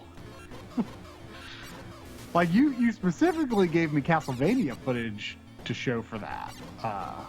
So they've officially, I guess they just run out of boss ideas at this point in the game. You're getting to palette swaps? No, you're just fighting two of the bosses at the same time. Oh, I didn't. Somehow I must have been not paying attention when you fought the magician boss. Yeah, that's like second level. So they're no harder? There's just two of them? Right. I just... The last boss was like the hardest boss so far. Is this like the last set of levels, or is this... I think... If that was Glacier, there's the Magic Zone and then the Robo Zone. I see. The magic. This is the Magic Zone. Let me try some magic. It's like so unlike everything else. It's magic. It's just nothing different. Different colored enemies. Time to farm some cash. These guys seem to drop more money though. I can just stay here crouched and I'll walk right into my sword. There was a TurboGrafx the game store I went to on my birthday, but I didn't ask how much. I should have asked how much it was, just again, because they usually, like, that store usually has really good prices for hardware. So I should have just asked to get some idea of what they sell them for. Yeah. Because it just drives me crazy that TurboGrafx is like over $100 just to get the system. It drives you crazy? Yeah, like I don't want to pay over $100 for the system. Yeah, but you don't want to actually get you'd rather get a PC Engine because you like how it looks. I think that the American TurboGrafx is like the stupidest looking. Yeah, it's pretty console. ugly. Like I really cannot think of a console, maybe the Sega Master System second version. Yeah. But even that might be a little bit more appealing than the American TurboGrafx. It's a hideous looking system. The problem is, like, you know, I guess I thought it might be more useful if you and I had different systems. Yeah, I agree. I mean, I think you should definitely get a. I want to just get, like, it's like such a weird. It's like, I feel like even though it's like so expensive, like if I'm going to make the jump to TurboGrafx at all, I may as well just commit to getting Rondo of Blood, because like what's even the point if you don't have Rondo of Blood? But at the same time, keep courage, don't be discouraged. Sorry.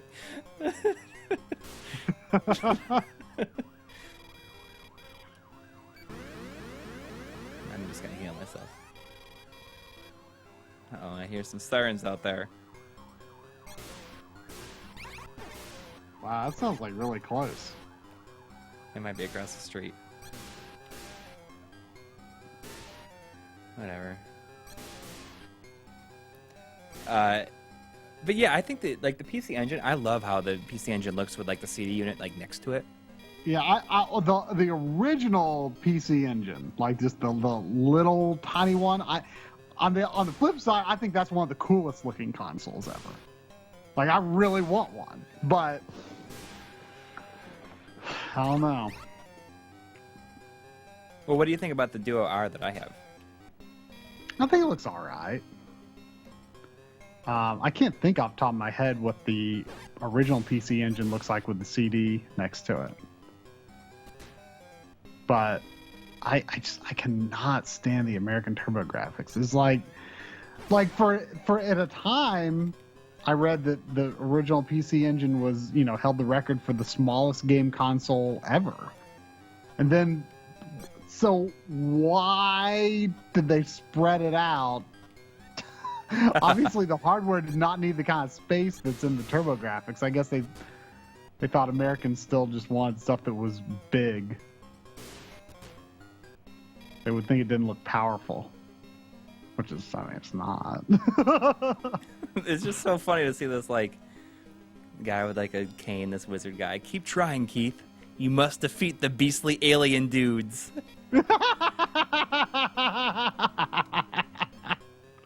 The answer's out there. Keep searching. We need you. The beastly alien dudes. It's almost pretty long. I'm like afraid of dying because it's free. This has got to be that. Let's see how much my weapons have been helpful. Use them to get to the end. Okay. They have been helpful.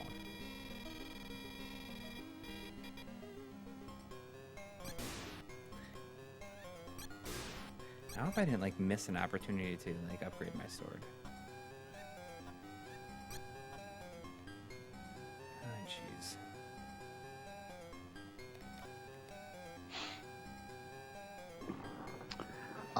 We have the AVS, and we will be releasing our episode on it probably midweek. It's almost done, but I just couldn't get it done for today. And then I'm not going to have time to work on it tomorrow. So realistically, probably Wednesday is when it will release. I am actually pretty interested in the PSIO. Yeah. Speaking of which, I just. Oh, yeah, God, you just got a RCA jack PS1. Yeah, which would be perfect for it. For $15.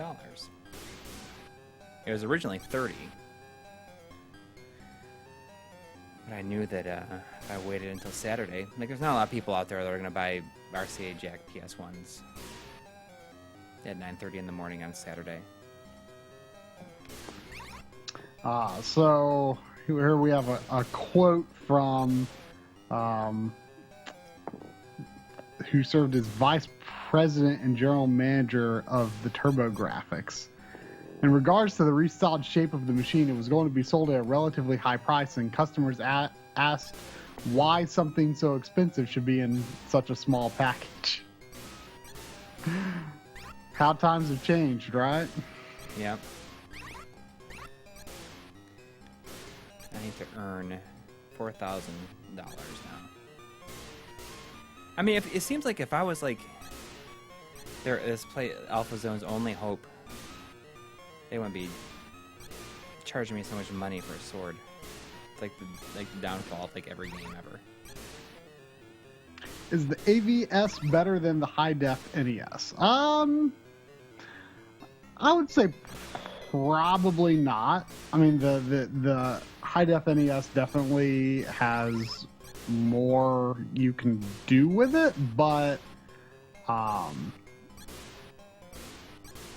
it's probably cheaper to get an AVS than a high def NES. But I actually don't know. You know, it kind of came up earlier. I don't actually know what the cost of just buying a high def NES mod kit is. Because you know there was such a long period of time where you couldn't even buy the kits, and I think they're available now, but I haven't really looked into it. It's funny, you know. I kind of like once I have something myself, I kind of just like stop paying attention to like what the market price is of it. Yeah. Well, I mean, I don't have high def NES, but I guess we kind of did our thing with it. Right.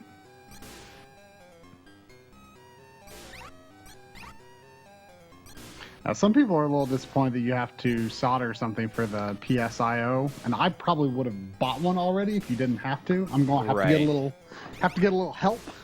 Yeah, same here. I mean, although I do have a mod chip in my old PS1. That is disappointing, but it's, you know, I mean, if that's what you got to do, that's what you got to do. I mean, I've got, you know, a spare PlayStation, you know, an a RCA jack unit, like Coury mentioned. So,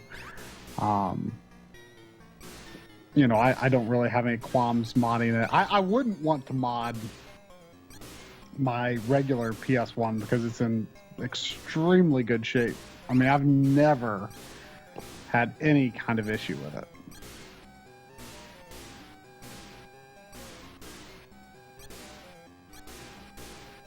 Almost there. You know, kind of the same thing with my GameCube. I don't really want to do any mods to my GameCube, but I kind of want to get an Indigo system just because it's kind of the iconic. Yeah, which is like GameCube. Funny because that's the one that I had that I shouldn't have sold years ago.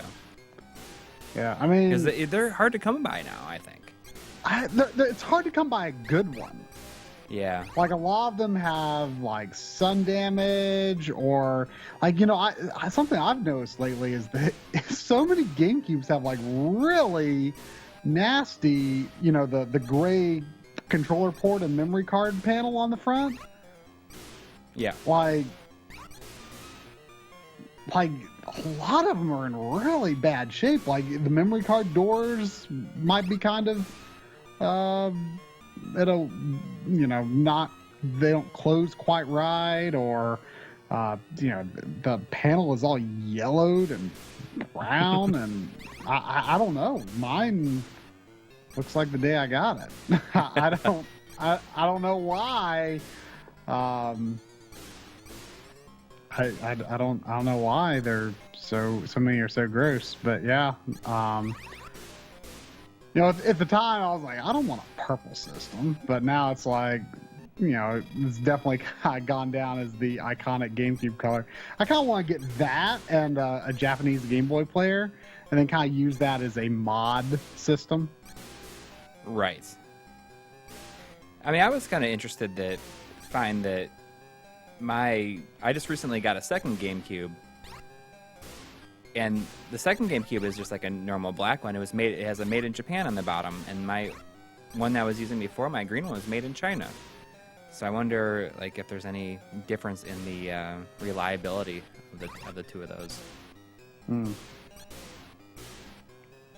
Someone's saying that they heard that the compatibility on the PSIO is not that great.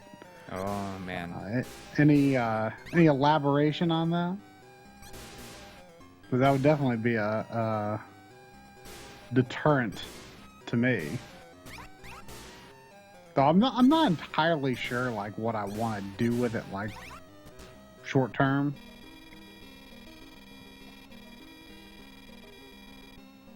Like, well, short term for one, for sure. Like, I can, you know, I can, you know, have it with my setup upstairs, and you know, not have to deal with you know, bringing games up there to if I'm shooting something off of that TV. All right. I have the Alpha Sword, and I'm fighting these guys again. I took a little one-level break. The gunheads. Gunheads. That's probably what they're called. Yeah. Oh, now I'm fighting bosses as regular enemies. Ooh. So can I talk about, like, if you like TurboGrafx and PC Engine stuff, there is a really hilarious YouTube channel that I highly recommend. It's this guy, goes by the name Bithead1000. And he does kind of like, he used to do like pickup videos and stuff. And now he kind of like sold off all of his stuff and just really got into like PC Engine. He's just like this New Jersey guy. He has like this gray accent, and he just like can just sit and talk for so long about whatever, and he's hilarious. And it just kind of like just like random, like I don't even know where he comes up with a lot of this stuff. But he's very, very funny. So if he's just like talking about PC Engine stuff these days. Like he just did a video of like, he bought 10 of the cheapest PC Engine shooters he could find on eBay and did a video about it. Okay, so according to Blade Blower, 6 games don't work, 50 have issues, but it's still a small number compared to the games released. Apparently, it's mainly a software issue. Oh. Guys in charge are working on fixes. I assume the fixes can be patched to any unit that you buy. Apparently, Chrono Cross doesn't work. I guess in some ways that's not surprising. Chrono Cross is kind of an oddball. Yeah. I don't know if I'm going the right way or not, man. Parasite Eve apparently doesn't work. I feel like I should give Parasite Eve another try. I bet you'd like it. I wanted to. I don't remember why I didn't like it. I think I was. I don't know. I think I was expecting something different than what it was. Have you played through it? Yeah, I beat it. Do you like it? Yeah. Yeah, it's not that long either. Really? I don't know. Like, I was probably like expecting more like Resident Evil the RPG, and I think. I think it very much is. Kind of. But maybe that's not how I should have been thinking of it. I don't know.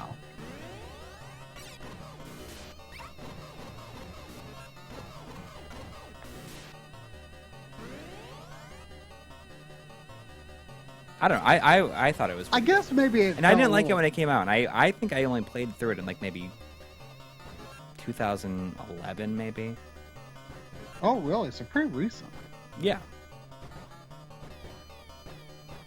I don't know. I just can't remember that much about what it.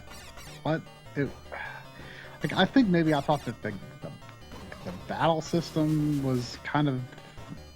It's weird, but yeah, I mean, I want to think it was like a little slow or clunky or something. Yeah, but it's not that bad now. I bet you'd like it, you know, and you're very similar to me where you're kind of find yourself. Hang on, it's like a big jump right here.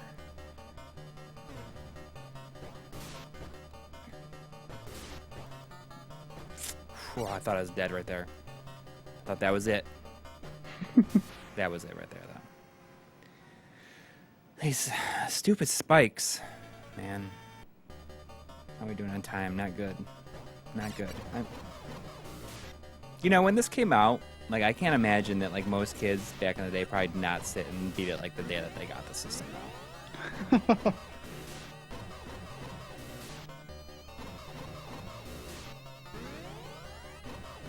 These guys are dropping health like crazy, though, at least. But a lot of these enemies are just, like, palette swapped now.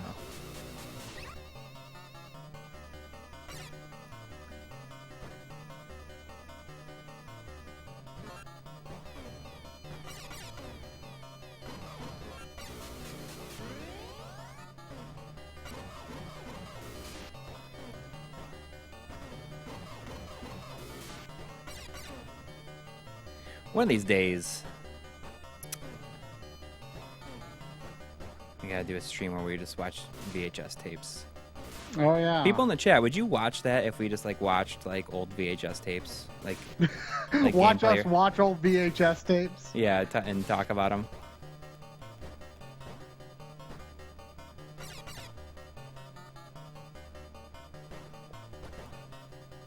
I mean, I'd watch it.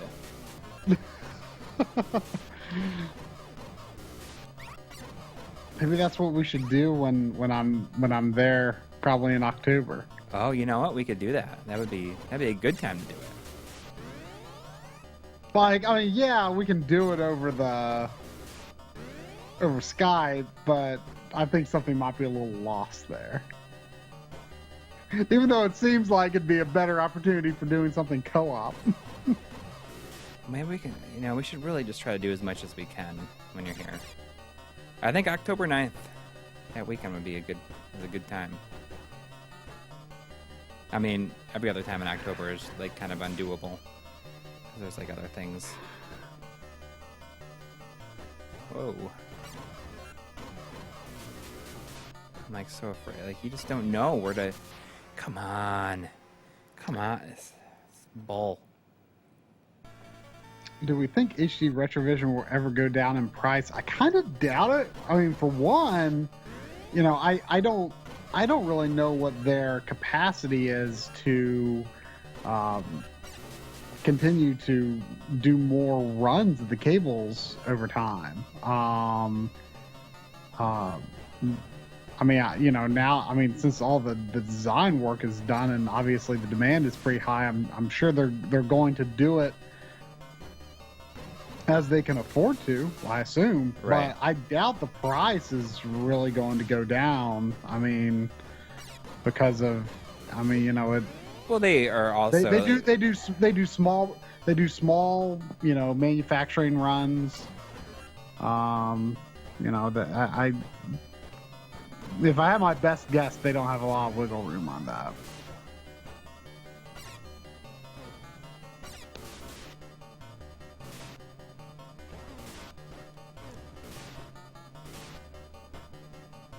But I don't know. I mean, I very well could be wrong. I have no idea what their, you know, long-term manufacturing plans are for those particular cables. So yeah, I mean, I hope you're definitely I hope getting the quality that you're paying for.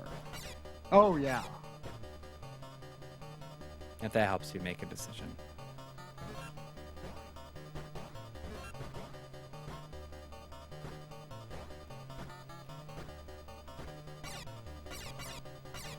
Assorted is like so long right now. I mean, I thought that was a good idea. You had to include those in the Framemeister Alternatives episode because, you know, yes, it's an important distinction that it's not a scaler, but the fact of the matter is it's still a form of video scaling because if you're putting it in HDTV, you're scaling. Yeah. So it just relies on the quality of your TV's own scaler, but it's still pretty likely that, you know, if you can give your TV scaler a good quality signal, then, you know. But I still think, you know, using the HD Retrovision cables on a CRT is one of the most fun possibilities. Oh, here we go, boss time. Let's do it. Oh man. Whoa.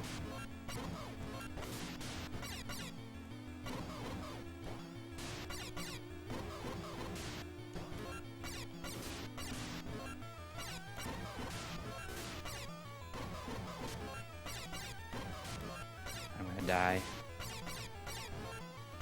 Oh, I got him. I got him. All right. Woo!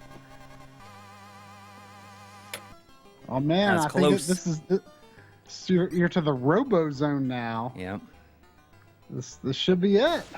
You have to buy another sword, Might though. actually make it. Oh, you have reached the Robo Zone. Beware of the bad generally- boss. Generally speaking, Speeds yes, is- Samsungs do take 240p over component, but you know, obviously not a for sure deal. But There's conveyor belts on this level. it tend to be pretty good.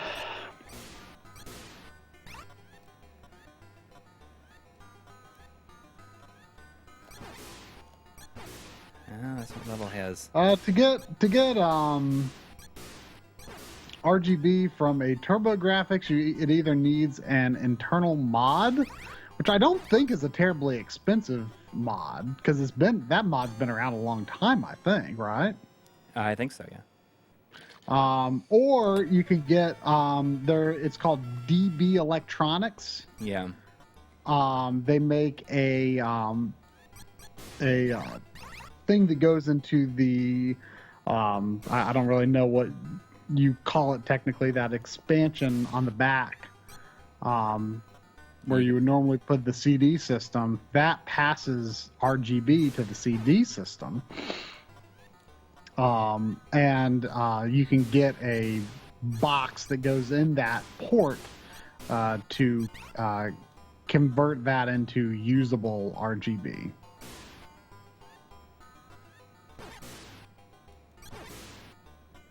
And it works with the Genesis RGB cable, Genesis 2. It also will work with the HD Retrovision Genesis. Listen to the old man. He has seen the strength of the boss. Do not despair. You must go quickly to free all of mankind. Thanks, buddy. If I don't have to buy any more swords, I'll be happy. I don't think I realized that you could use the HD Retrovision cables with TurboGrafx. Yeah, they've been talking about it on Twitter. The old tweets. I somehow missed that.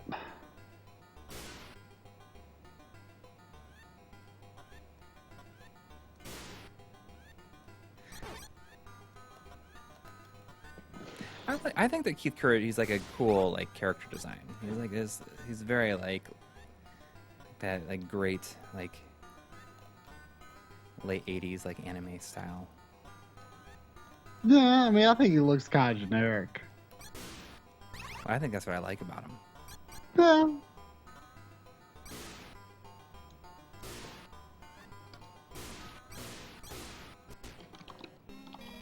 In RoboZone, your danger will be greater than before. Uh-oh. What? The danger being greater than before. Yeah, it's the last level.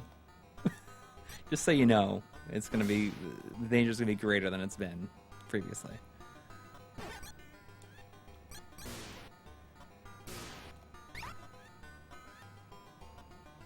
Well, if I don't have to buy anything, that'd be nice.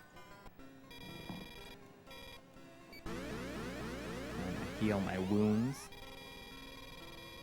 How would I rate Keith Courage? I think it's like a solid 7. I mean, I like it. I mean, it's just like every single level looks exactly the same. I guess that's what gets me. All right, I need 9,600. I mean, I guess the same could be said of, Super Mario Brothers for the most part. I mean, the colors change a little bit in some levels, but for the most part, it's all pretty samey. But I guess I expect maybe a little more from the time that this game came out. But yeah, I mean, it's not a great pack-in for sure. It's probably not the game that should have been packed in. A lot of people say they should have packed in blazing lasers, and I could see that. I could see that. That would be something that really set it apart. As having a yeah, I mean, TurboGrafx. I mean, I guess this is a safe pack-in game, but TurboGrafx is definitely known as a shmup console. Right. And it's not really platformers. I don't know. Keith Courage just seems like the generic token platformer for the system. Right. I'm trying to get to a spot where I just have tons of enemies coming at me at once, because I gotta save up $9,600. I'll keep it going for a little bit longer. I have to beat off stream than I do. Well, we have not specifically done any episodes on PC emulation. In part, mainly because it's not really our area of expertise. I mean, we're kind of the original console sorts, but at the same time, that's not, it's not because we're, emulation. I mean, our stance is whatever, gets you the experience with the game that you're looking for, go for it. Yeah. But it's just not something we know a ton about. I've kind of been mulling over lately, how we could do a more emulator-focused episode. And, a friend of ours has been, getting pretty into emulation lately and kind of has some interesting perspectives and this kind of, come up with a pretty refined setup for it, and maybe we could come up with some sort of collaboration. Is he pretty happy with it? Maybe a different format someday. Yeah, I mean, the way he's doing it, he's kind of got these rules because he kind of discovered the same thing that I did, and some very light playing around with emulation I've done is, when you've got every single game, you don't take them seriously. You don't really commit. You just, yeah, and just move on to the next thing. You don't really find out if it was any good,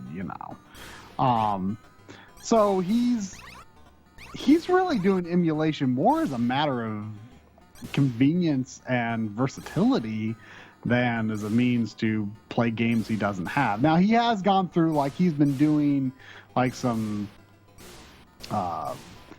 test runs with certain games. He at one point, and I think he maybe picked this up lately, he was going through the entire NES library, just doing a little test on all the games just to see if something caught his interest in it.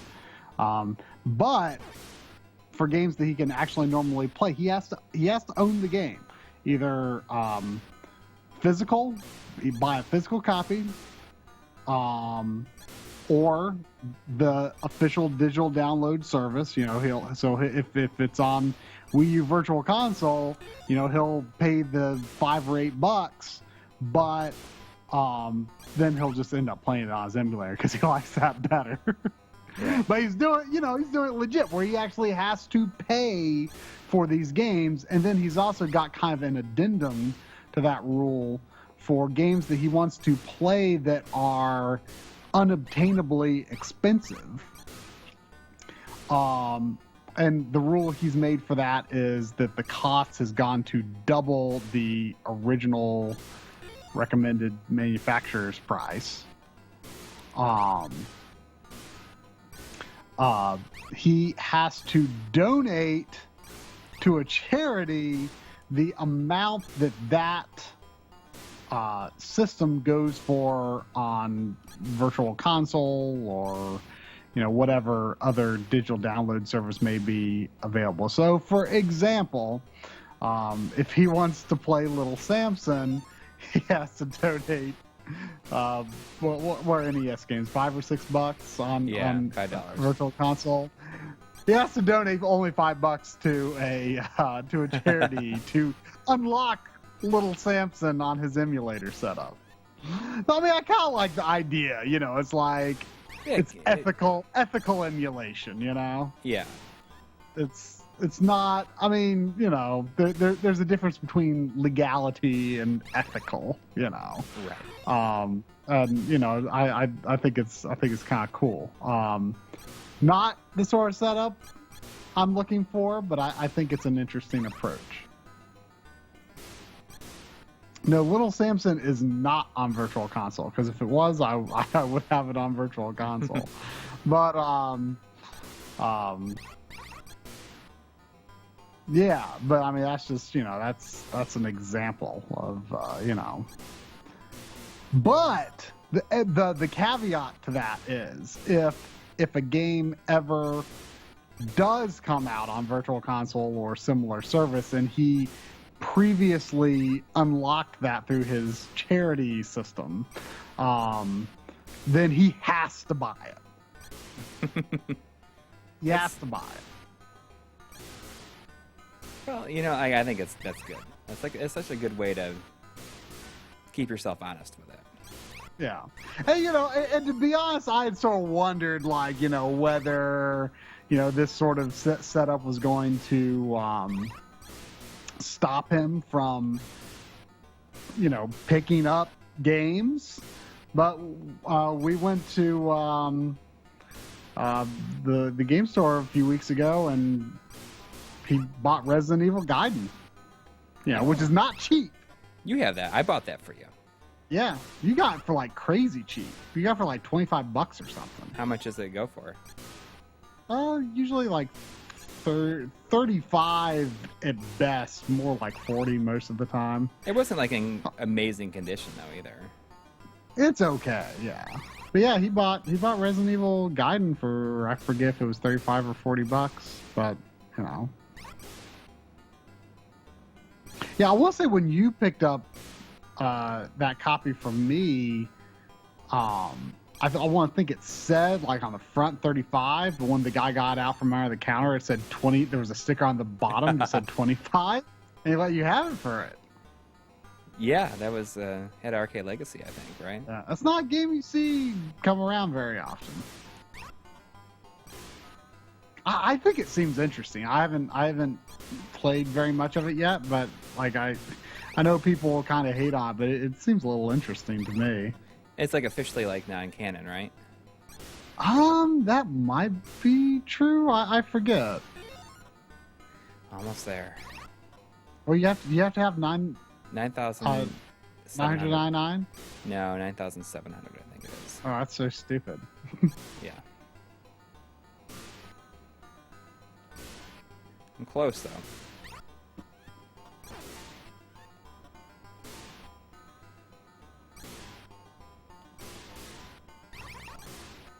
Almost there. I'm pretty sure it's situations like this where Alpha Sword costs 9,600. Here we go.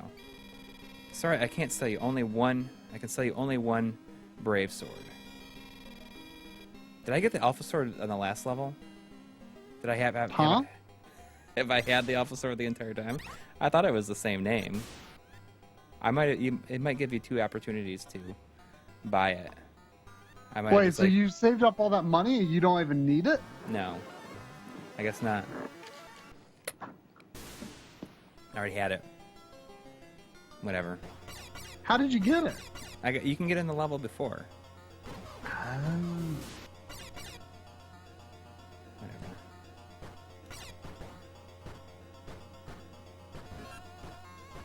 Let's see how this goes. Oh!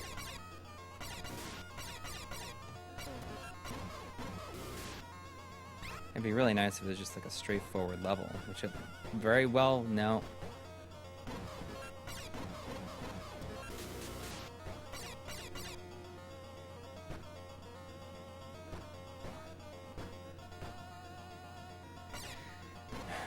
You never know.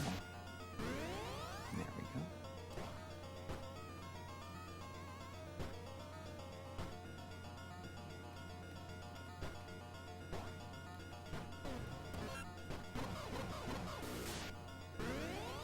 Very nice. Jeez, that one's going so fast. Come on. No.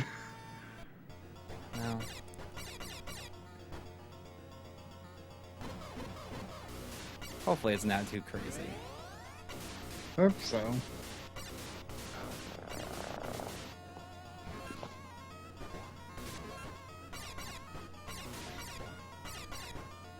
Anybody in the chat finish this? Can you tell me like how difficult the last boss is?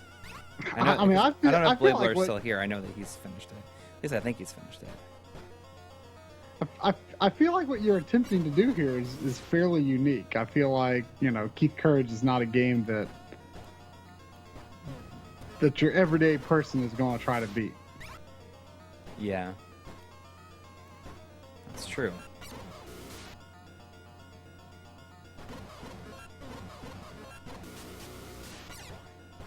Yeah, the first TurboGrafx game I ever played was what is it called? Is it called Bomberman 94? I think. Yeah, probably. On the Wii Virtual Console. 93, I think. Oh, is it 93? Yeah. Yeah, that sounds more correct.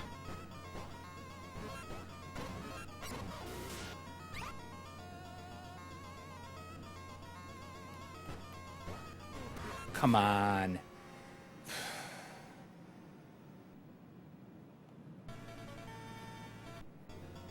Man.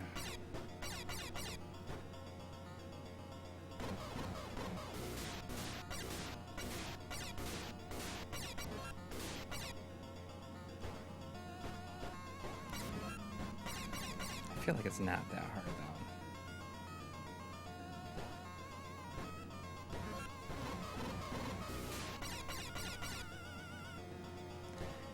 Really enjoy the rapid fire though. Makes things a lot easier. That is cool, like that's built into the controller. Yeah, I mean, there's people that say like that's cheating, but I don't think that that's cheating here. No, not on the TurboGrafx. Like I would agree with most systems, but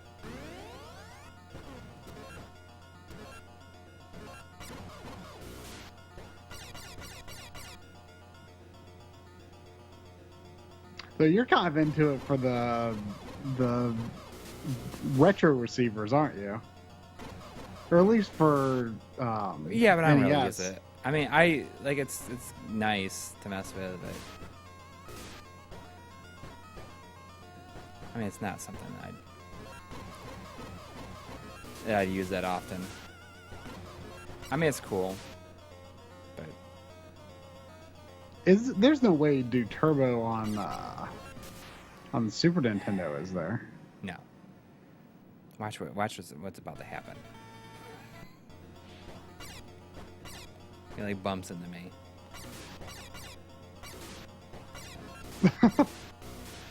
I didn't realize your knockback was that strong. Oh, the knockback is like really does some damage. Mm.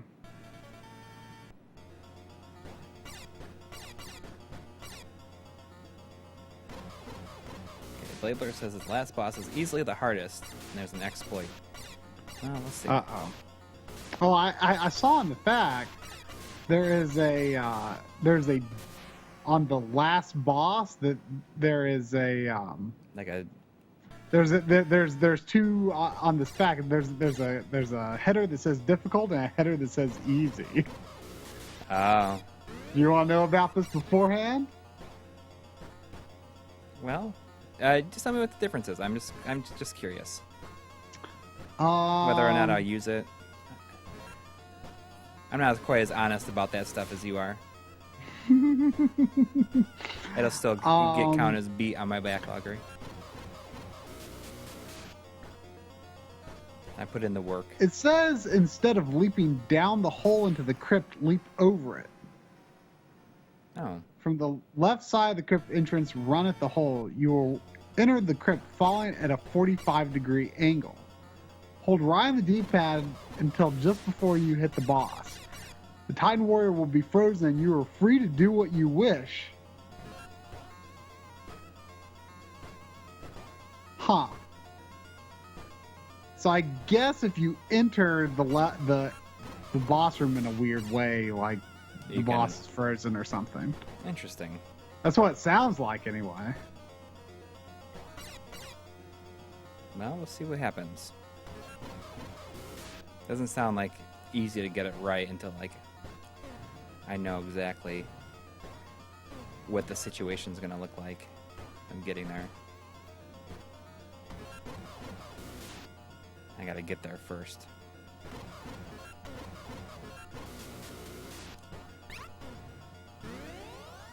So that guy always gets really close to my health.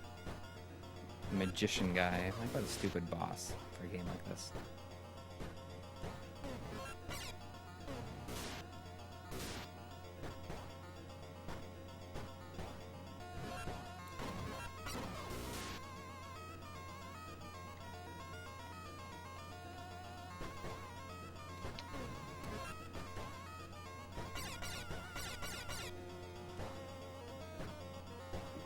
Oh, what the heck? So how many completed kits do we have so far? I think I don't know. I don't know how many total. I need to finish the newest one for sure. Oh, you still haven't done that? I meant to. It's just I totally I forgot. thought your driving force was how many games were in the episode. That's a big driving force. I mean, it's like over like 130 or something now. So, to explain what that is, if you notice, Coury started changing some of the links in our video descriptions because we've got like the the little affiliate programs where you can get a little kickback for people buying stuff after they click your links, for eBay or Amazon or whatever. And we are sort of starting to consolidate that into a new site called Kit. And so obviously it's going to be a lot of work, and you can't necessarily expect them to be up to date or anything. I made it to the boss. By the way. 45-degree angle. To which direction? Well, I mean, I think. Oh, okay, you died. I see. Yeah. Did I go to the wrong side of the room? Instead of leaping down the hole into the crypt, leap over it. From the left side of the crypt entrance, run at the hole. You will enter the crypt falling at a 45-degree angle. Hold right on the D-pad until just before you hit the boss. The Titan Warrior will be frozen and you are free to do what you wish. Note that the lower portion, the Rover Guardian, is indestructible. You must strike the Titan's upper portion to destroy it. The Titan can still kill you. He's frozen, but if you bump into him more times than you have hearts, or only have one heart, and strike him upon entry of the lair, you will perish. So it sounds like if you enter the hole from the left, go from the left going right and just hold the right direction and then stop just before you run into him, then he'll be frozen is what it sounds like. Okay.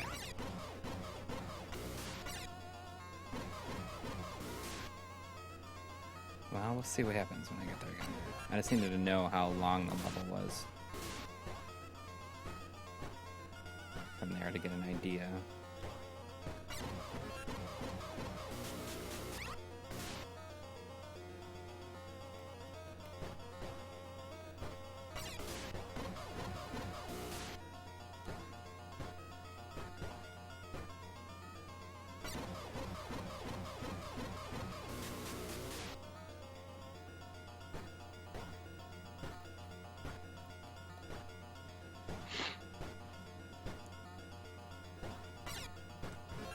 It would definitely be nice to beat this.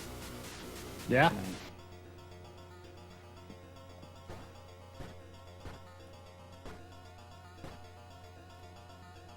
Do you have There's the hole. for Okay, so I'm gonna run. I'm gonna run in, and I'm gonna do what? I'm sorry. you're just gonna hold right until you're just right in front of him, and then you know just fall straight down. I guess like when you're right at his face. I did it.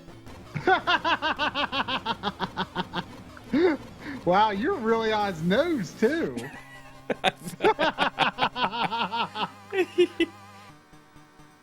That's some Mega Man Rock Monster level exploit there.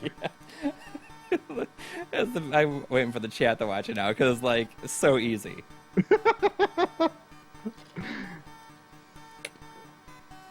mean, it didn't even take that many hits. No. That was like, I feel like almost bad because I think that would have not been that hard. Yeah, it wasn't like that many hits. The victory is complete. Keith Courage has battled and defeated the beastly alien dudes bad. Fighting through the 7 deadly zones, Keith has restored the planet Earth to its former peace. A peace his father knew well and died for.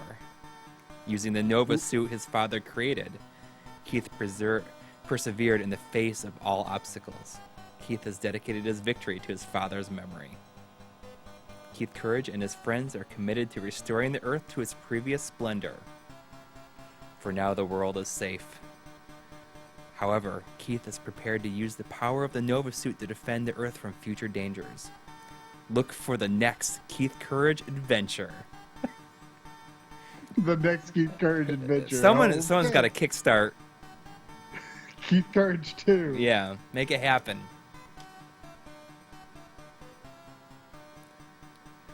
And have it like go completely in its own direction. Like, look at the screen. not It's like be based on the anime at all or anything. it stopped in the overscan, and you could just see like the Courage adventure up there, but you couldn't see it on the screen. Oh, here's our cast. You were called such a car novice. Yeah, I feel kind of bad. I don't think that would have been that hard. Well, Yeah, but considering it's more than 20 minutes past 11, and we normally stop gameplay at 11-ish. yeah.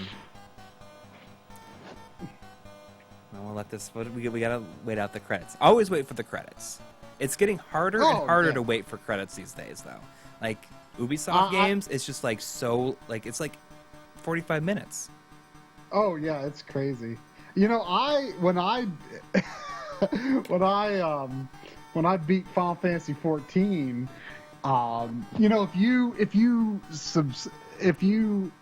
subscribe to Final Fantasy 14 for like a certain number of months when it was or am I thinking about this wrong? I forget exactly what the rule was, but like if you supported Final Fantasy 14 back when it was bad, you know, when it launched in a very disheveled state, then when they relaunched it, relaunched it as a Realm Reborn, everyone got their name in the credits when you beat the core story, and I remember like So like it just took so long to get through like all of the supporter names. I like once the credits started rolling. At some point, like I ordered a pizza, and the pizza came, and I mean I'd eat the whole pizza, but I ate whatever portion of the pizza I was going to eat. I was still waiting for my name to come up on screen. Man. That was kind of fun. I mean, and the funny thing was, like, I was streaming that. Like, I streamed, like, the whole, like, No credits. the whole, like, the whole final dungeon and, Oh, the gray sky is on the demo screen, so I'll use that if we ever need to talk about oh, great. noise again. Yeah, that's a great example. Like, I get so tired of using Mega Man X all the time, and I feel like it's like not even that obvious, but in some ways that's the point. Like it's not that bad in most situations. Right. Oh wow, Mighty Number 9 included every background in its credits, and it was over 3 hours. What? That's I haven't heard that, but then again, I guess not that many people have played Mighty Number 9 that far. Wow, that's funny. yeah. I mean, I didn't back it. I did. You did, right? I did. Yeah. Oh, now you have to beat it. I know. I mean, I don't. I think I may have missed the email to like where to put in my name because they have like a generic thing if you didn't submit the I information. can't remember though if I did if I did Final Fantasy 14 as Triforce or if I went the real name route. I don't know. I'm trying to think when the last time I beat a Ubisoft game was. Probably Assassin's Creed 4. Yeah, I think it was for me too. I think it I was want for to me. say that's the only current gen Ubisoft game I own. I want to say the only EA game is Dragon Age Inquisition, which I mean EA credits aren't as long as Ubisoft, but Right. still pretty long. Kind of looking at this background, it looks like there's kind of like a pattern on that background that it just appeared. Whatever. All right. So is that going to do it for us? Is that it? Is that it for this week? Look for the episode probably on Wednesday. You're guessing probably Wednesday morning. That's what we're guessing. Yeah. You never know. It's possible it could be Wednesday evening. Yeah. But we're going to do our best to get this done. Yeah. Believe me, I want it done. Man, what am I going to do for my next episode? It's got to be a game episode. Yeah. It's got to be a game episode. Yeah, and Limited Run will be the one after that. But I mean, like I said, I don't know if you saw like my message about it earlier, is that I'm going to be in New York City on the weekend of the 17th. Right, which is when you were thinking of releasing that. Yeah, I'm going to try to get it done in time for that.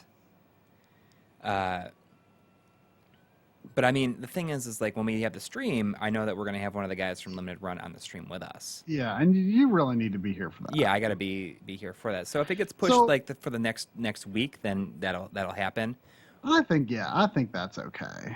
Yeah, I think it's okay, especially since this is kind of going to be like half a week. So only be really 2.5 weeks. It'd be like a 2.5 weeks. Like 2.5. Yeah. Which is fine. I mean, it's better than we've been doing.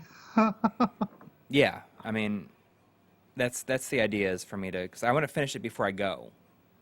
Yeah. I don't know what I'm going to do there. Be gone? We're just going for like a long weekend. It's my wife's birthday, and we're going on Friday. We're coming back Monday night.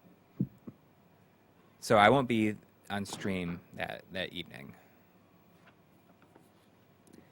So we will You have to find somebody to replace me that week.